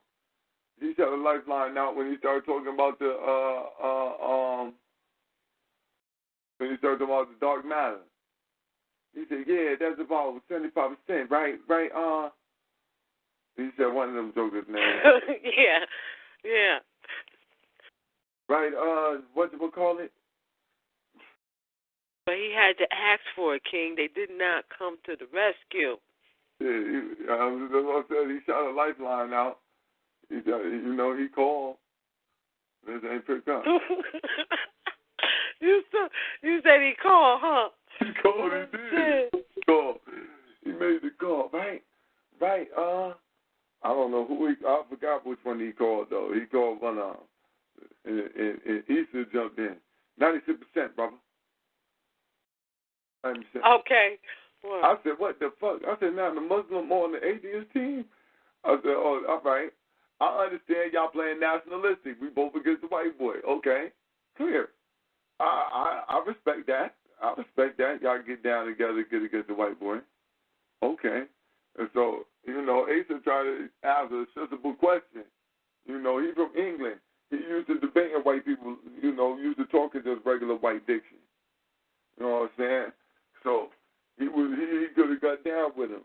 But didn't know how to, I don't know. I like you said, like Brother Dondre said, man, I thought that they was put together, under what they said. They put themselves together to build a battle of whites, not each other, not black people. Mm-hmm. So that's supposed to have been an easy sweep under the rug. And I don't know which family member said it. I think it was the Queen. Why is he not demanding, or I think it was you, Brother Bourne, a part two? You got all of this for when it comes to your own people. You got a lot. You want part 3, part 5, part 6. Yeah. Call this crack out. Yeah, that was Sister McKee said that. You need to call that cracker back out again. Word, Black Power, Queen. Yourself. Right? Redeem yourself, man. Come on. He can't. He say you have to get ready. He got to prepare. He got to call feet on the ground to get ready for debate. Yeah, no. Instead of calling, that's what he said, right? That's what he said. But he can't because they done had a fallout with Team Osiris, and that was their study team, so all his information is gone. And Gozi rocks with Kansu. So he can't go to the one from the squad who actually know anything, can understand the terms. So he can't. Yeah, not with the evolution and all that shit. He fucked up without Ngozi. They still separated? They have a reconciliation, excuse me? Nah. He still got beef with Kansu. They still taking shots at each other from what I heard. That's crazy. Yeah, I don't know what they doing. But you have a falling out with somebody that's supposed to be your brother on this level, or your sister, your family. If you got any kind of self-respect, and if you learned anything from the information you're supposed to have, or you're proclaiming to absorb, you say nothing. You walk away. You feel me? The love and respect that you're supposed to have for each other should at least do that. Some bullshit. Love for the people. You okay now? I mean, love for the people. All right. What I see, I think Ank's ego won't allow him to. Huh? Because I think Ank's ego won't allow him to, because all the people who had a disagreement with Ankh that were on the squad have left. Ish don't fuck with him no more. Kansu, Team Osiris. It's like, I think because of his ego, he won't try to bury the hatchet just to do the work for the people.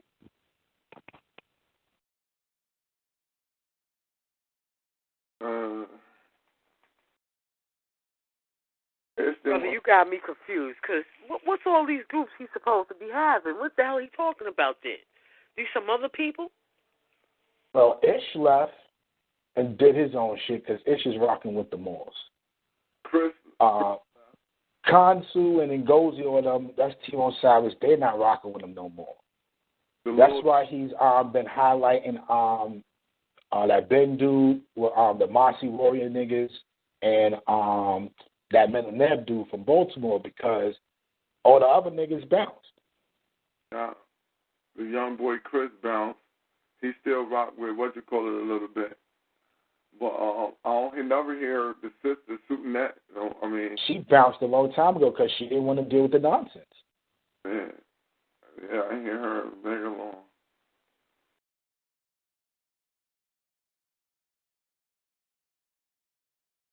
And that's when he started riding with Dr. Mayat a lot, because she's like the only one of the few who still ride with him, and he got a whole bunch of new cats. And Sanjetti and Assad popped in one side, but they mostly be doing their own thing. They don't really be on there like that anymore either. Yeah. I listened to one of them shows and make along.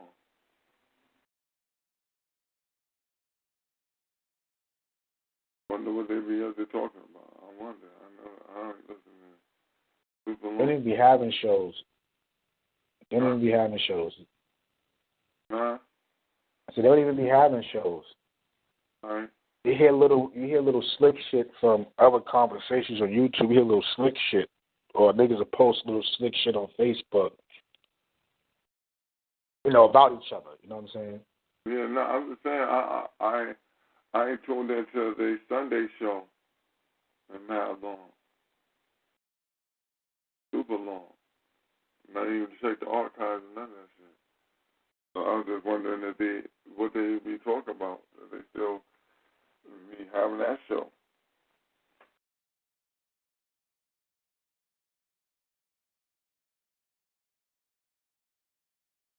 More than likely, I have to see. I have to check and see.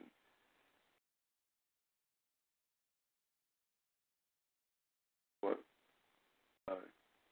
If that's what it is. Play another clip, Brother Boy. Go go about 15, 20 minutes in. I think. Once they switch over to the other platform, I guess.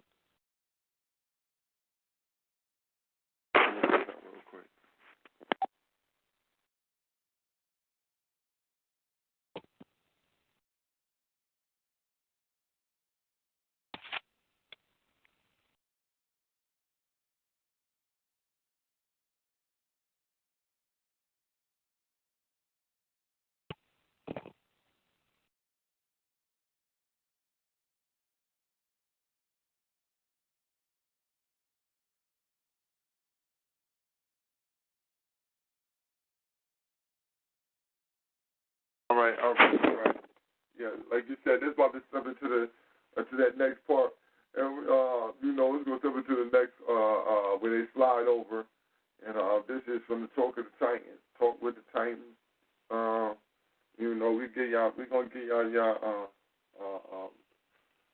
proper endorsements for the clip, but we got this off of Sound at the Shuffle though, but yeah, this is the opening of the second round. You actually just, state, what topic we're going to be discussing and what is your stance? What is your stance on that topic? Well, watch this, George. I'm simply saying that why is it the B-side proclaims that there is a God and think that indigenous people with indigenous thoughts have to even accept that? How arrogant are you as a Christian? Middle Eastern story, right? Middle Eastern Hebraic story translated into the Greek, how arrogant are you to proclaim to anybody that there's a God based off of your Euro, Indo-European, Middle Eastern perspectives? How dare you? What makes you so confident that the Hebrew God is a God and is a God of African people? I see you, George. Okay. I didn't assert to you that the Christian God exists. I simply told you that I do presume that. Now, my opening question to you was, you had told me that you were an atheist. Now, atheism can either be defined as the denial of the existence of God, or, as some internet atheists do, that it is a lack of belief or a positive affirmation in the existence of God. Now, you brought up earlier, before the show started, what the origin of the idea of atheism was that you thought. Now, there is something in philosophy called the genetic fallacy, that if you cite the alleged origin, that automatically negates the idea itself. Well, that's not the case. That would be a genetic fallacy. So I just would like to repeat my initial question again. Is your atheism the denial that there is a God, or is your atheism defined as merely the lack of a positive belief in God? And I'm saying I don't accept any of those statements because we're the A side, and I propose to you what was it that caused the cosmos. You don't propose to me. And like I said, atheist or atheos is anti-theos, those who go against the state-sponsored religion, regardless of what it end up meaning. I'm saying that I'm against the state-sponsored religion, which is Christianity, Islam, and Judaism, proposing anything to me. That's what I'm saying, and you can't force me to say anything that's not even relevant, because God is not relevant to African people, specifically in this conversation, since we are the A side. Now, if you ask me what it is that I understand, I could tell you, George, because it's definitely not God. That's why I say you're arrogant. Okay. I still haven't gotten it. To the question, does God exist? I understand that you have claimed. May I finish, please? Yeah. I'd like to finish that. Okay, good. Okay, I appreciate your response. You've repeated several times what you think the origin of the idea of God is. I'm not asking you what your view is on the origin of the idea of God, because it might be the case that all of the ideas about God that mankind has are false. But that would not logically necessitate that there is no God. So I'm asking you again, is it your position that there is no God? I am saying that prior to Indo-Europeans invading Africa, the Africans wouldn't have known what the hell you was talking about. And I'm saying I have conditioned myself to the point where I don't know what the hell you're talking about. And you keep trying to make me think about a God or even agree. I couldn't tell you, because you would have to explain to me what you mean when you say God. What are you talking about, George? Because I don't, no comprendo, amigo. I don't know what you're talking about, George. I am the A side. I'm here 185,000 years before you mutated into pale skin. Ideas, concepts prior to you, pre you. So what are you talking about, George? Okay. You still have not. I thought I did, George. Okay, are you done? Yes. Okay. I'd like the audience to note that although he responded quite courteously, he keeps on repeating what he thinks is the origin of the idea of God. That's not the question I'm asking you. I'm not asking you where did the idea of God come from. Right? Now, the famous philosopher, atheist philosopher Kai Nielsen, who wrote the atheist entry in the Encyclopedia Britannica, said, all of the reasons for God may fail, but it still might be the case that a God exists. Now, I'm just asking you a simple question. Does God exist? I'm not asking you what is the origin of the idea of God, and I will give you an operational definition of God. Yeah. God would be defined as, can I finish, please? I'll be done momentarily. Yeah, okay, good. God would be defined as a non-material or immaterial mind that is the origin of all that exists external to himself. Okay, so I've given you a basic definition of God. No, that don't exist. From an African perspective, no. Absolutely not. Okay. Okay, good. Can you please tell me how you know that no such entity or being, such as the God I have given the definition, does not exist? Because from an African perspective, there would be no being, no material mind that would exist outside of nature and outside of the African. That's why. Okay, can I ask you this? You're using an argument from induction based upon things that you observe, and therefore you're making a declaration of how things operate outside of your powers of observation. Now, can you please tell us, how do you know what can or cannot happen outside your powers of observation? Well, out of myself. That is reality. There is nothing that exists outside of ourselves, and science absolutely tells us that, and you probably need to start defining some of the words you're using. We're calling it trigology at this particular juncture. Okay, is it your position that all rational beliefs about the world must be determined scientifically? No, I'm saying this is the African Kemetic idea that the only way to understand the world is to observe the world, which would later on trickle down and began modern science, that we observe the natural world we live in, and based off our observations, we will come to our conclusions. And based off of more information coming, we will change our conclusions. Our ideas will be testable for understanding, plain and simple. Go ahead. Got one more point. What percentage of reality do you observe? Well, we know that dark matter makes up about 75% dark energy. So really, what you don't see as much. We know the cosmos is basically. I'm thinking the numbers is. You can help me out with this, Nahisi. I'm thinking dark matter makes up about 75% dark energy. 96%, bro. What is it? 96%. They say 96%. Yeah, between dark. Okay. I didn't ask you what are the prevailing cosmological theories. I didn't ask you that. My question is to you. What percentage of everything that exists do you personally observe? I just gave you the material world, the material things that you could see. It's only about 5 to 10%. If you're saying it's 96 altogether, then it's just 4%. But come on, man, you're not dumb. You're kind of smart. I don't think you're understanding my question. I'm saying listen, the observable universe, it's only about 6%. If dark energy and dark matter makes up the majority of it, you can't see it. You can only see what forces it play on the material world, bro. Come on, yeah, you're not crazy. Come on. Okay. Come on, Can George. you tell me? Come on, George. Are you done? Almost. Go ahead, George. Okay, thank you.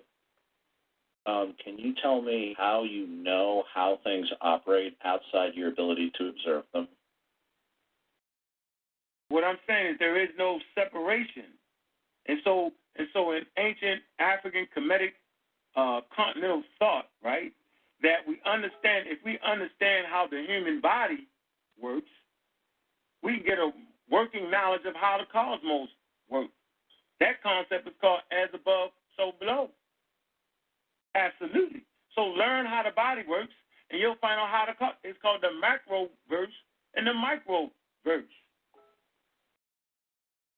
Okay, you didn't answer my question. I just did. Learn your body. Learn how your body functions, and you can learn how the cosmos functions. I just did. I didn't interrupt you. You just did. No, I didn't. You did. Okay, one second. Hold on 1 second, George, before we continue. Please, can I get everybody just to mute their mics real swiftly?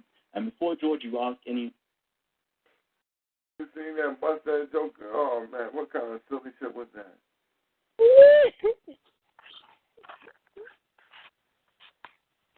The inability to answer straightforward questions.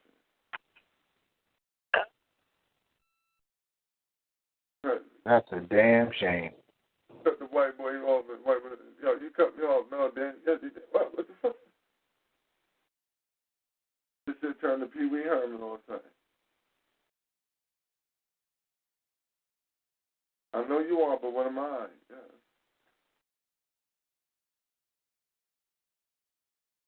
But I'm gonna let it ride a little bit longer, man. But this where they started to change up. Where the host of the show could see that Uncle get his ass kicked, basically. Yeah, he tried to call in some extras because he knew everybody was gonna question the white boy. Further questions? I would just like to open this up to the rest of our panel members to quickly have their say, and then we're going to go back in between George and Uncle Keck. Okay, George, explain his position, though, as a Christian, Jesus Christ-fearing man. 1 second. You're going to have your whole round of actually asking him questions, but I just want to open this up real quickly so everybody else can feel part of the conversation as well. As it stands, we've got Adebisi. I believe it was you up next, and then Issa. If anybody else would like to have their say, please let me know right now. Please let me know right now. Unmute your mic and let me know you want to have something to say. Yeah? Okay, cool. Oh, Brother Ahut. And anybody else? That's it. I have the and Brother Nahisi. Okay, so we're going to do those questions real quickly, and my YouTube audience as well. I'm going to actually peep your comments real quickly, and then I'm going to bring it into this dialogue. So, Adebisi, the floor is yours. Okay, the floor, your mic seems as though it's not operational. Okay, so whilst we wait for you, Adebisi, no, we can't hear you. Whilst we wait, still can't hear you. Whilst we wait for you, Adebisi, try to sort out your mic. We can't hear you. I can see your lips moving, but we can't hear you. I'm going to go straight to Akut. Right, well, basically, George, I wanted to ask you, you asking does he accept that God exists or not?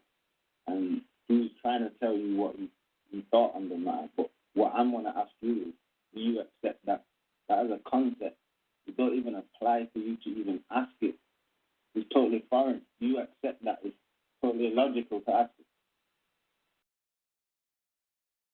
I didn't understand your question. Can you clarify it?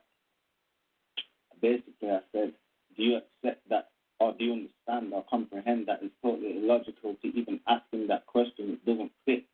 It's a foreign concept. It's totally foreign. So for you to ask someone who has their own concepts, whether something exists that comes much later, it's kind of illogical. It don't make no sense.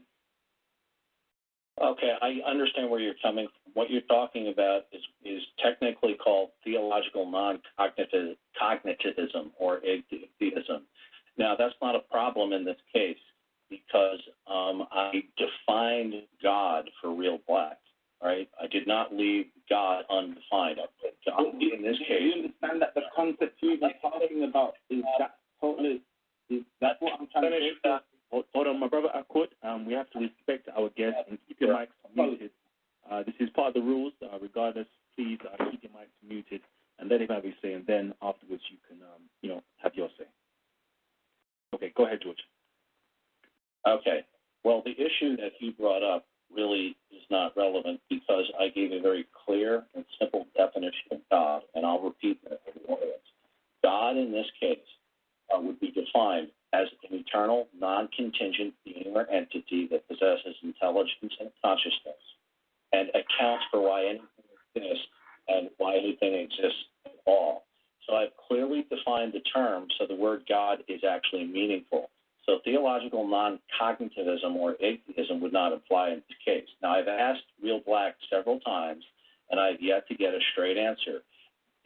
Does a God exist or not exist as I have given in the definition? I clearly told you that concept is a foreign concept to the African, that some type of material outside of Africa or outside of ourselves, right? It's not an African idea nor concept. Being as though I am the A side that predates anything you're talking about, I'm saying you can't fit me into your white boy paradigm. I don't argue from the position of the B side. I am the A side. So let me ask you a question, right? How is it that you suppose that Christianity has any effect on those who do not even care to know about it? Okay, I'll be glad to address that question. I'm still waiting for an answer to my question. Does a God exist or not exist? Give me the definition again, because I told you no. Based off your definition, no. Okay, good. That's a clear answer. Now, can you tell me, how did you arrive at the conclusion that no God exists? Because the God that you explained could not exist based off of the fact that it is separate from everything else. It is separate from nature. It exists outside of nature. And I'm saying that everything is everything and nothing exists outside of nature. That's what I'm saying.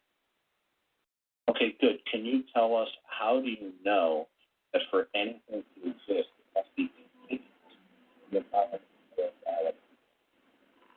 I can't hear you.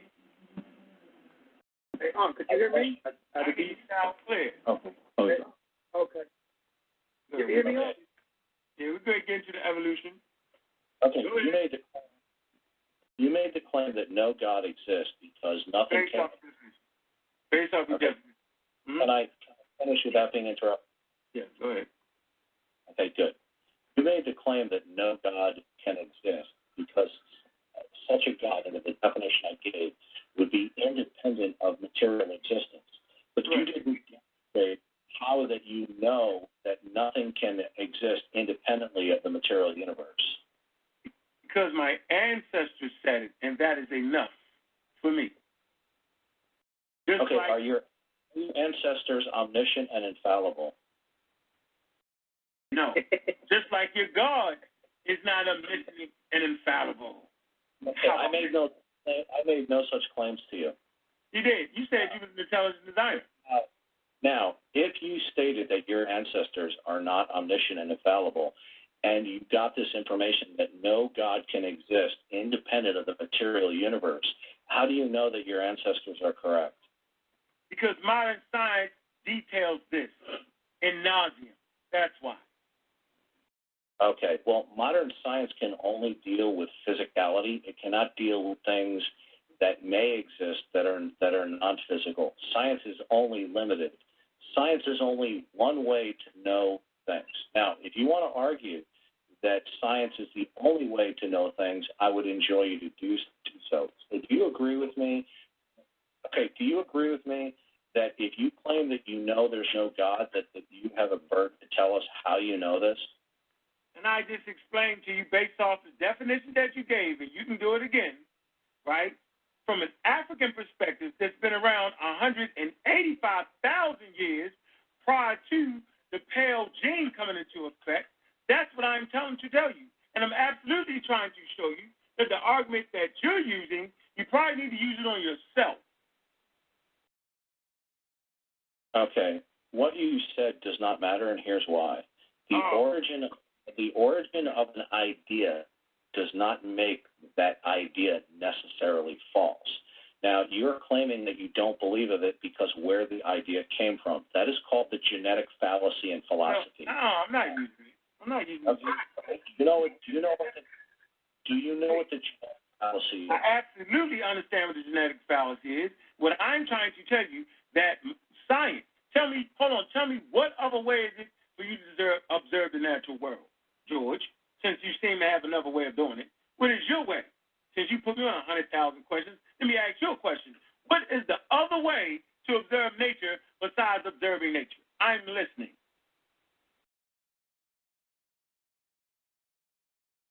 Question, George. Hear crickets. I hear crickets. Okay, no, my microphone was muted. It was muted because you were interrupting me. Okay? Now, making observations through our senses is one way of knowing things about reality. Now, if you make that our five senses is the only way of knowing things, you're going to be in deep trouble. I agree, George. Now, are you open to the idea that knowledge is possible in addition to our five senses? Science does not use the five senses, George. That's what I'm trying to show you. Senses can absolutely trick you. Okay, good. If our senses could be tricked, you have to assume that your senses operating correctly in order to determine that they're tricked. No, not at all, George. I'm trying to say that some things you just can't see, George. Some things you just can't. Okay. Some things you just can't see. But that does not mean it's not there. Like, for instance, George, your senses, right, does not detect dark matter or dark energy. Absolutely not. You can't see it. You can't smell it. I don't mean, listen, real black. I don't. Personality flaw. Now, when you say, you don't get that, George? Okay, listen, I'm trying to carry on a civil conversation. No, but you now, can't carry on your form of civil conversation, George. Okay, real brass. You know, I'm used to. I'm accustomed to having. Okay, hold on 1 second, my brother. 1 second. Give me 1 second. Here we go. You know, there's a lot of people who are tuned in right now. I want to remain to keep it very cordial between everybody that is involved right now, and I still want to open up for more people to join the conversation. So what I'm going to do is actually just, please, everybody who's tuned in right now, hit the share button. Hit share on your Facebook, share on your Google, share on your Twitter, and hopefully everybody will come in and view this. So this is going to be a very interesting dialogue. We don't have plenty of these dialogues, with inside of the American community on Talk with the Titans. We definitely do a lot of this type of debate with different people from various backgrounds and various different ideologies on our Speakers Corner playlist on Titans TV. So if you haven't already subscribed to Titans TV, please hit the subscribe button down below. Subscribe to us and catch up with the previous Speakers Corners debates with people of different ideologies, atheists, chemists, Christians, Muslims, Jews, Sikhs, etc. Get familiar with what's going on. And also as well, please get familiar with our Talk with the Titans show. We have different people from within inside of our community. Not too long ago we had, Ether practitioners, the Babalawo and Patebi, come in. This is the West African Yoruba spiritual system, come in and give us, a wonderful presentation on the West African spiritual system. And he's giving a lot of yada filler right now because he was getting beat up against it and hold it off for a second. A few days ago. Yada. But back to Brother Unc, we have Brother Unc in the USA not too long ago as well. On 125th, he was getting it in with the Hebrew Israelites as well. So we have people from different ideologies coming together to share their worldview, share their experiences, and share the information that they have. And if there is any points of contentions, we do definitely have a dialogue and debate these contentions. So please check out the playlist as well. And as well, please support all of our affiliate groups such as Amun-Ra Squad, the Real Black Atheist YouTube as well, the Real Black Atheist Library, the Amun-Ra Squad group on Facebook, Team Osiris YouTube station, San Neta as well, Black News 102. The list literally goes on. Virtue TV, the list. What else? Black Eyes TV as well. The list literally continues.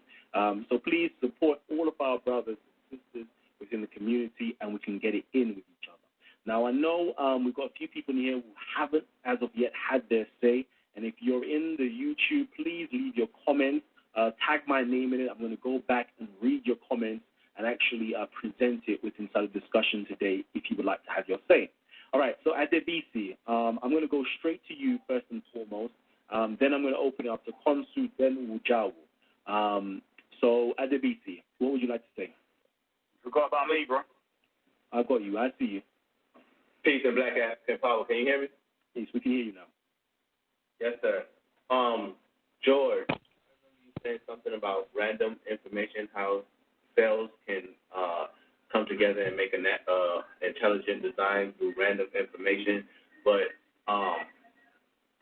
what I wanted to convey is every cell has information. So there's no such thing as cells just having random information. Every cell has information. So when they come together, they can communicate. They can learn to communicate and create an intelligent design, which will be human, whatever. The whole Darwin theory of evolution, where we descended from monkeys or ancestors, Darwin himself never said that. I don't know where this I don't know where this picked up from, but Darwin himself never really said that. He says we have a common ancestor, which literally means we just have percentages of the same DNA. Just like broccoli, just like anything else on the planet, we just have percentages of the same DNA. He found that first probably inside of monkeys before he found it in broccoli. So that's what was said first. I just don't know. The whole theist thing, I really would like theists to explain just the absence of their father on the whole. Like we as mere humans have more morals, more morale than your so-called God in heaven. Things that he can do to his kids, we as humans can't fathom doing these things. So what makes us so much better than your God? Thank you. Check out the Chrono Rebellion 2016.com. I don't think you understood my position. I didn't say that the information within the DNA code was random. What I was referring to is the modern theory of evolution and how the origin of the species arose over time. I was referring to the mechanism of natural selection. Under the theory of natural selection, random mutations accumulated incrementally and hierarchically. Those sequences that accumulated that had functionality and an increase of fitness survived. Now, I wasn't advocating that that actually is the case. I was merely accurately describing what is representative of the modern theory of evolution. So I did not affirm that the genetic information within the DNA code of you and me and bananas or apples is itself random. I never said such a thing. My point is this. For those of you out there who believe in the general theory of evolution, you have to believe that over millions and millions of years, very complex genetic information developed in a hierarchical fashion.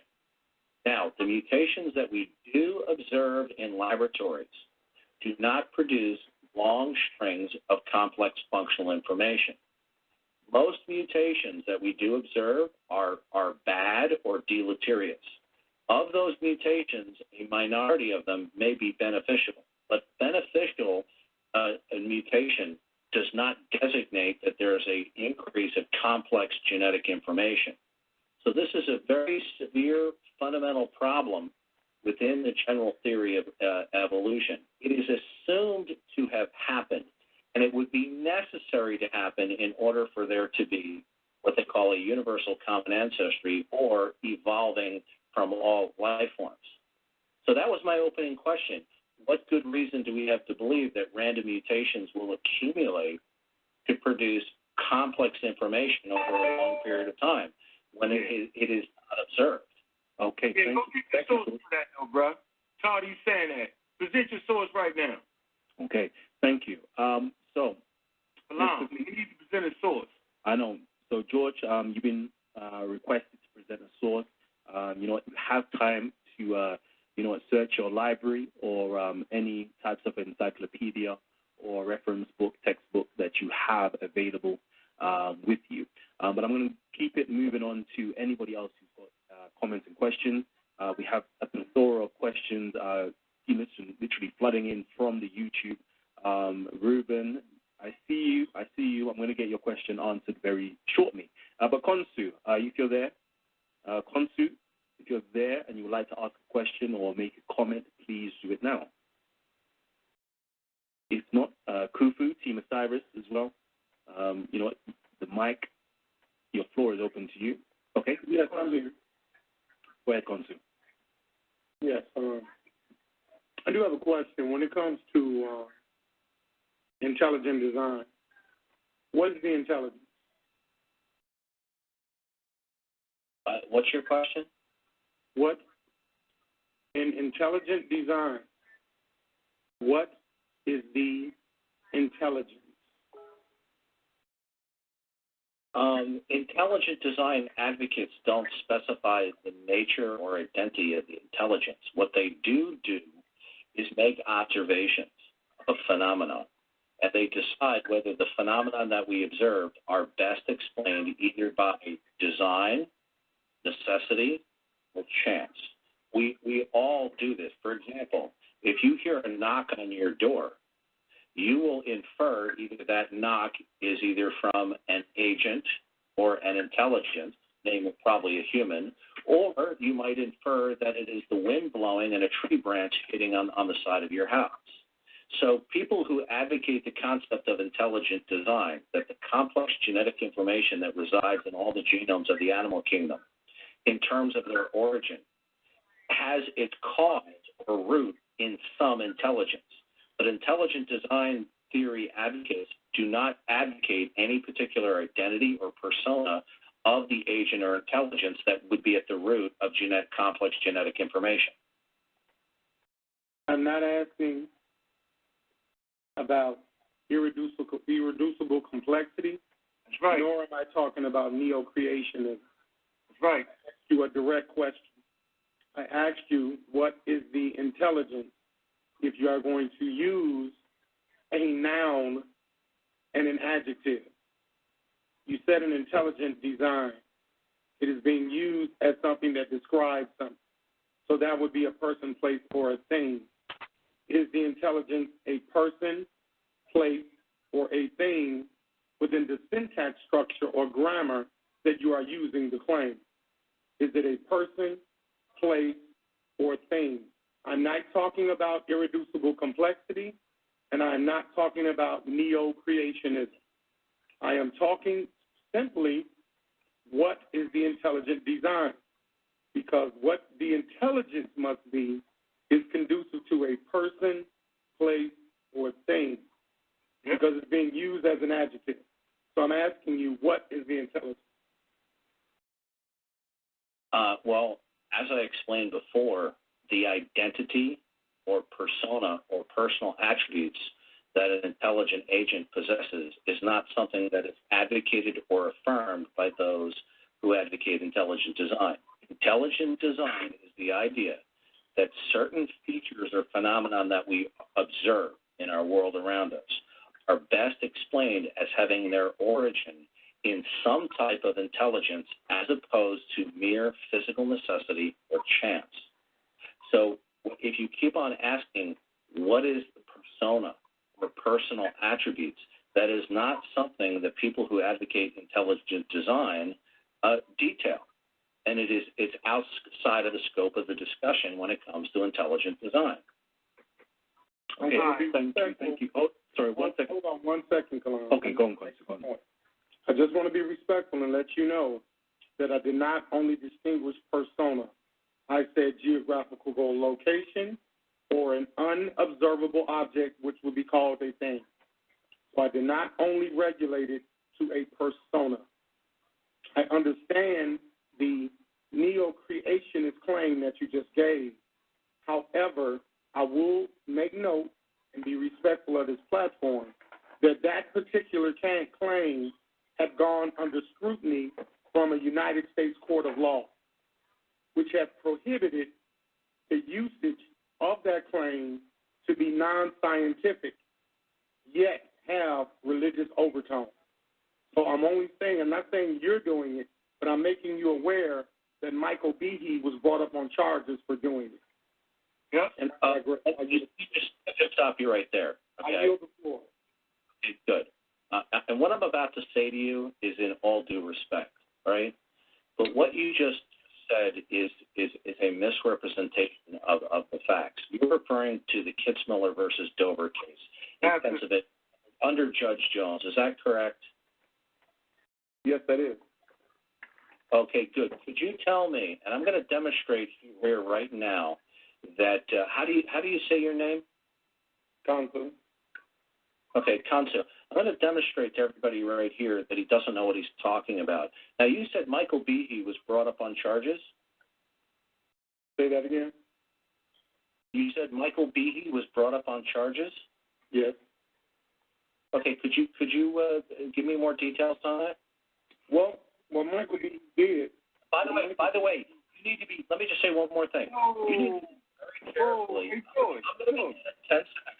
I'm going to be done in 10 seconds. Let me just say one more thing. Some type of, I asked you for your source, and you haven't done it, and now you're asking people for a source. Okay, I'm going to ask us to be polite when you're full of a bunch of bullshit right there. Get out of here with that crack of bullshit, bro. I asked you for a source. You misrepresented that selection.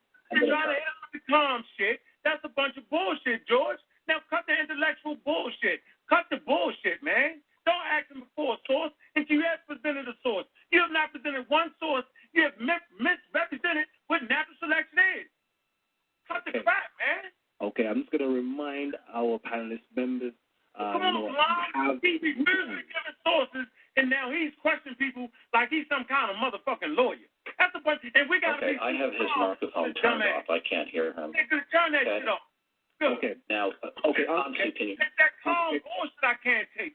Okay. Just the swearing, just the profanity, just. Okay, but Salam, do you not see these? I have his microphone turned off. I see it. No, turn your mic off. I see it. Doorknob hit you with your face. Okay, so Kansu, I am very familiar with the Kitzmiller versus Dover case, so I just want to let you know, and I'm going to be done in 5 seconds. I am very familiar with the details of the case, so you need to be careful what you say about Michael Behe vis-a-vis the Kitzmiller. So Michael Behe was brought up on charges? What I attempted to say is that Michael Behe was subsequently going to be brought up on charges. And what happened was his book, entitled in reference to the panda, was thrown out as circumstantial. Okay, Michael Behe. Michael Behe. Hold on. George. I'm going to hold on. One second. George, I'm going to ask you to please mute your mic. Your mic should be muted at all times. Respect the other person's cipher. Don't be asked or introduced to speak after he is finished, but not before. Okay? Thank you. Go ahead, Konsu. Yeah, what I'm going to say is we're only having a discussion here, so I'm only paraphrasing. And when I asked you a direct question, you gave me an indirect answer.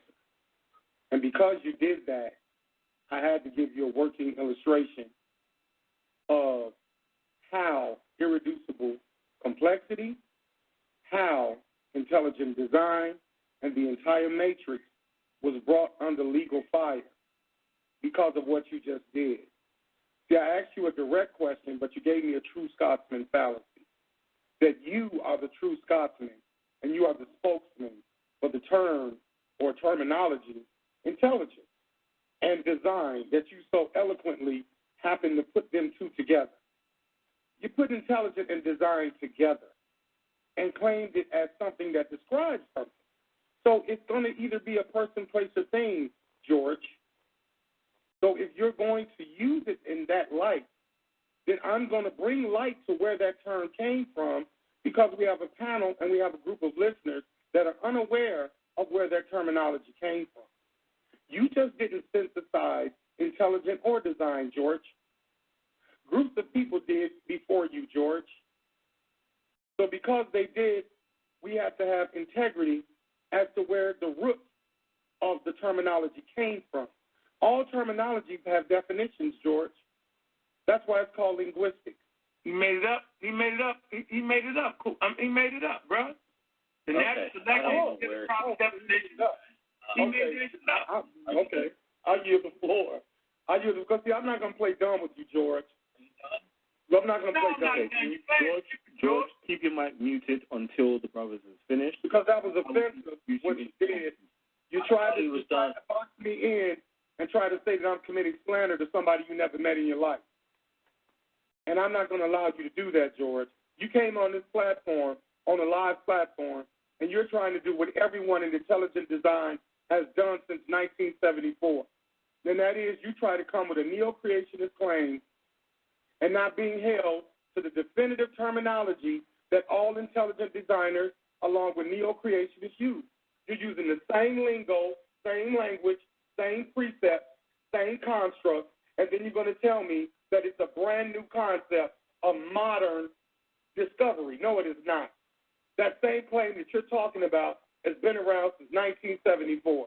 And Michael Deja is one of the proponents that taught you and other neo-creationists how to modify the same intelligent design claims.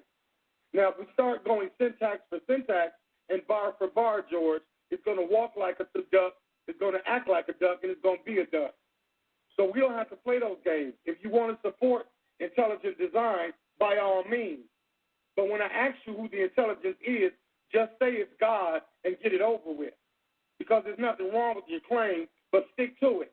Because you know the intelligence behind the designer is God.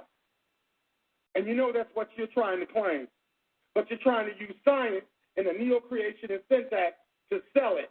And that's why people like you went to jail. Because you're trying to sell religion in the form of a quasi-scientific claim. And you know that's against the law. I didn't say it, the courts did. So argue with the courts, George. Don't argue with me. Okay. I see you, George, but wait for a little bit longer, and I will. I yield the floor, Kalam. Okay. But Kalam, can we just get the definition? Can somebody read the definition of what natural selection is? Okay. George, keep your mic muted. I see you. I'm going to come to you very shortly. We're going to go into the working definition of natural selection a little bit later. Just we'll hold up. We're going to go into that. I want to open up the floor to everybody else who hasn't as of yet had their word, haven't spoken as of yet. So if anybody here who hasn't actually spoken would like to say something, Asa, I see you. Please go ahead. The floor is yours. Okay. George, can you hear me clearly? Yeah, he can hear you, but he has to stay muted until I introduce him. What I want to ask you, George, is simply this. Do you agree or not agree that the background and premise behind your questioning Brother Ankh about God is totally anti-black, and that you are coming with a concept of Jesus Christ which to black Americans, black Caribbeans, black British, etc., is ultimately saying you're coming with the concept of a devil, a concept of barbarism and savagery that you seem to believe in and want to hold on to, and then ask us if we believe and accept that concept. Is that the case or not, George? Okay. One second. Appreciate that, Issa. Well spoken, man. Appreciate that. Okay. So now, everybody can just mute their mics, and I'm going to get George to have he say, please answer that question specifically, and then I'm going to open it up again to possibly have Jau or somebody else who hasn't had their say. So go ahead, George. The floor is yours. Okay. Well, that was just absurd and ridiculous. I argued for no specific deity or God. I did not argue for any particular ethnic version whatsoever. I made no discussion of that. I was simply asked what my overall belief system was early in the conversation, but I did not argue for that position, nor did I ask anybody to accept that. So what you just said on the microphone was entirely fallacious.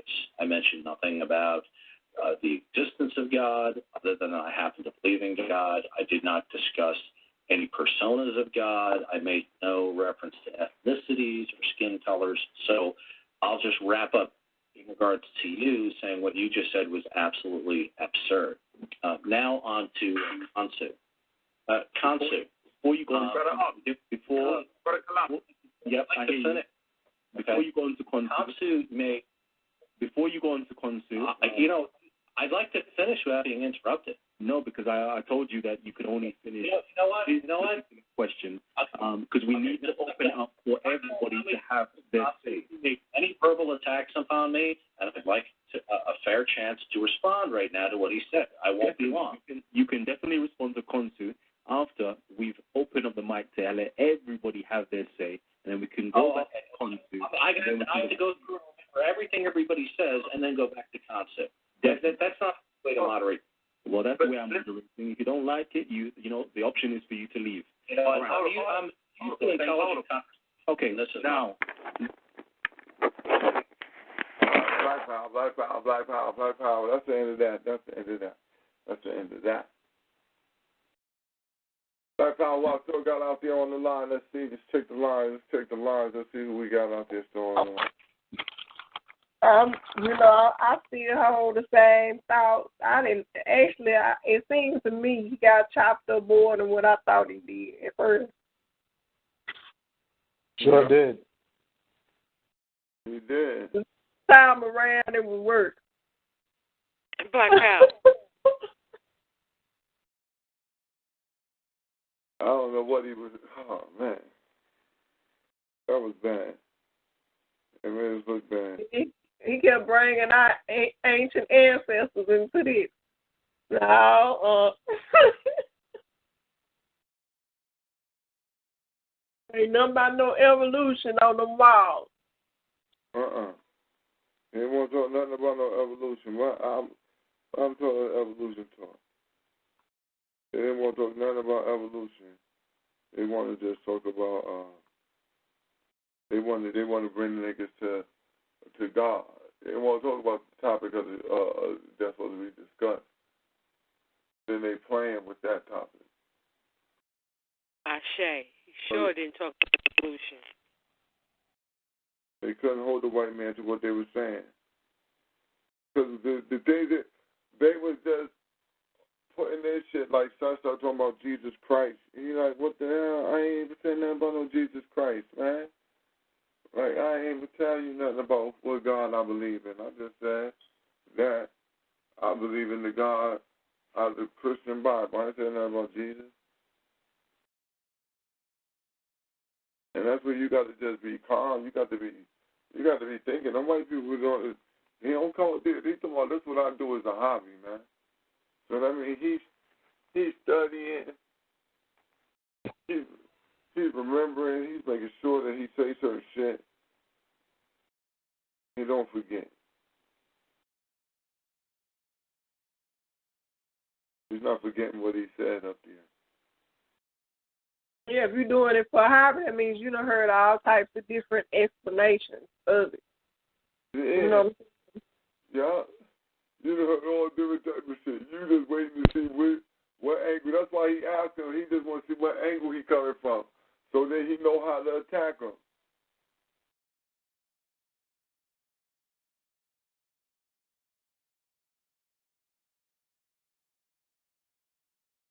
He was doing like he was supposed to do. He was playing good strategy. And because the first question he came in with was caused the lie on itself, it seemed like it was all downhill from there. It was waiting for a way to kick him out. Yeah. Here you go on. Don't let the doorknob hit you where the good Lord swimming. You know what? I just thought about something. He tricked Unc into saying that you can't just use what you see to perceive the world. It's impossible. Did you catch that? Yeah. Mm-hmm. So now you got to talk about this spookism that you went to, So Unc didn't even catch it, that he was saying, you know what I'm saying, that it is, if you're saying that you can't observe the world with your eyes and you have to use other means, then you're leaving it open for it to be intelligent design either. Because that's something you can't see either.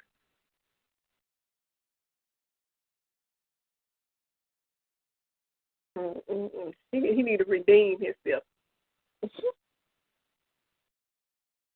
I think that nigga might be out for the count after that one. You said what? He might be down for the count after that one. Yeah, I don't think he can forgive himself against that white boy. After re-listening to it, I don't think he's ready for him. Man, the funniest thing to me, man, was when, I don't know who that was, one of the Marvin Rock Squad niggas, whenever he brought up that court case. As soon as he brought that motherfucker up, the white boy damn near deboned him. That nigga was like, huh? You talking about this court case, huh? And old boy just said, That first. Yeah. that nigga got a humble real quick and shit. Oh, yeah, the white boy just listen. Carson was getting, Unc was cheering him on. Yeah. That shit was funny as hell. I'm like, man, look at this nigga, man. Let the white boy debo him. Y'all, that nigga mentioned that court case, the white boy went, oh, wait a minute. He knew he had him then. I got him. Hell yeah. They didn't even want to let him get that shit out. You said a court case? What's the details of that? The details of that. Remember, you better watch what you saying. Told that dog, you better watch what you saying. Remember, you better watch what you saying now. It was almost like he was expecting them to bring up that court case. Shit. Like he'd have heard that too much. He was like, oh shit, I'm familiar with that. Y'all, he was waiting on it. He knew that. See, listen, it's not because he knew that they knew it, but he done been doing, like he said, it's his hobby. So he knows Cat's gonna bring that up. They gonna say something about that. So he got to be ready to attack that, and he was ready. He was ready. That was his.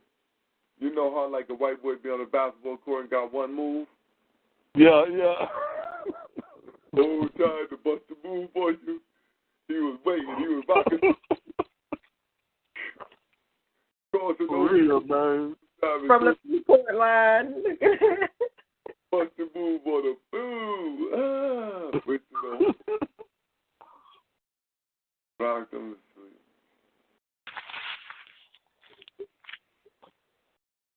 Thinking that nigga, that the white boy ain't know about the shit, try to throw out names and all that to try to prove he knows something, and got his fucking ass in a sling behind that shit.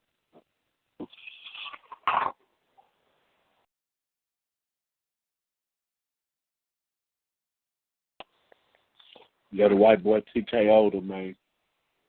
That was like a shit. Great white hope. Yo, you knew hit him with the haymaker. Shit. You knew what it was. You knew what it was. That white boy had firepower waiting for Kansu. They didn't even let him go back. No, you can't go back. Yeah. I heard that part. He tried to call saying, now let me get back to Kansu. They didn't want to let him get back at him, man. God damn. So you got time. He's like, nah, I got fire for that joker right now. I'm not going to be able to come back on this show because I'm going to bring it up. It's going to be part 2 over here with me and him beefing again. I'm going to want to know about that. Say, was that recent? Yeah. Was that from a recent show or was that old? It was on Talk with the Titans. A couple of months ago, I think. Yeah, I think it said like 2 or 3 months or something. But you know, wow. Man, when you fucking with that shit, man, when you fucking with, especially the goddamn cracker, man, goddamn, man. I mean, I know you done seen too many times how great ancestors that have the motherfuckers in debates, man. You know what I'm saying? You can't let that nigga take you all into that fantastical shit. And all that old, you know what I'm saying, once upon a time ass bullshit, nigga. Shit. You letting them argue from that standpoint like that's 100. You supposed to chop that shit up. That nigga got emotional, man. He got in his emotion. He couldn't because they're not built for white people. What the nigga loaded next say? Look at him. He emotional. Nigga had him, bro.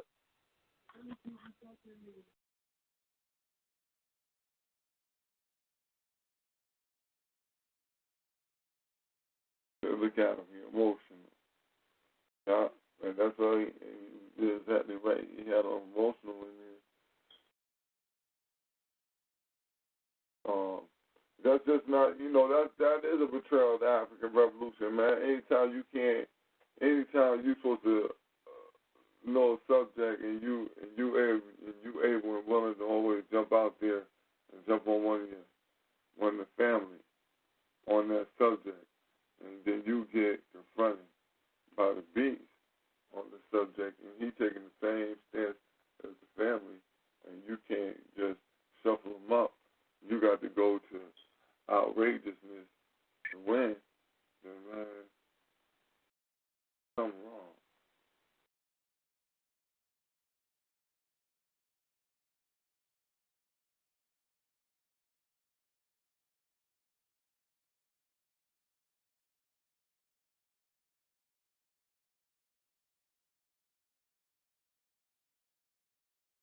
Well, family, I'm about to jump off here with y'all. We're about to shut it down right now. Okay. Thinking the same thought. Yeah, y'all have good night. All right, then. Well, listen, it's been a strong night over here on Funeral Ground Radio.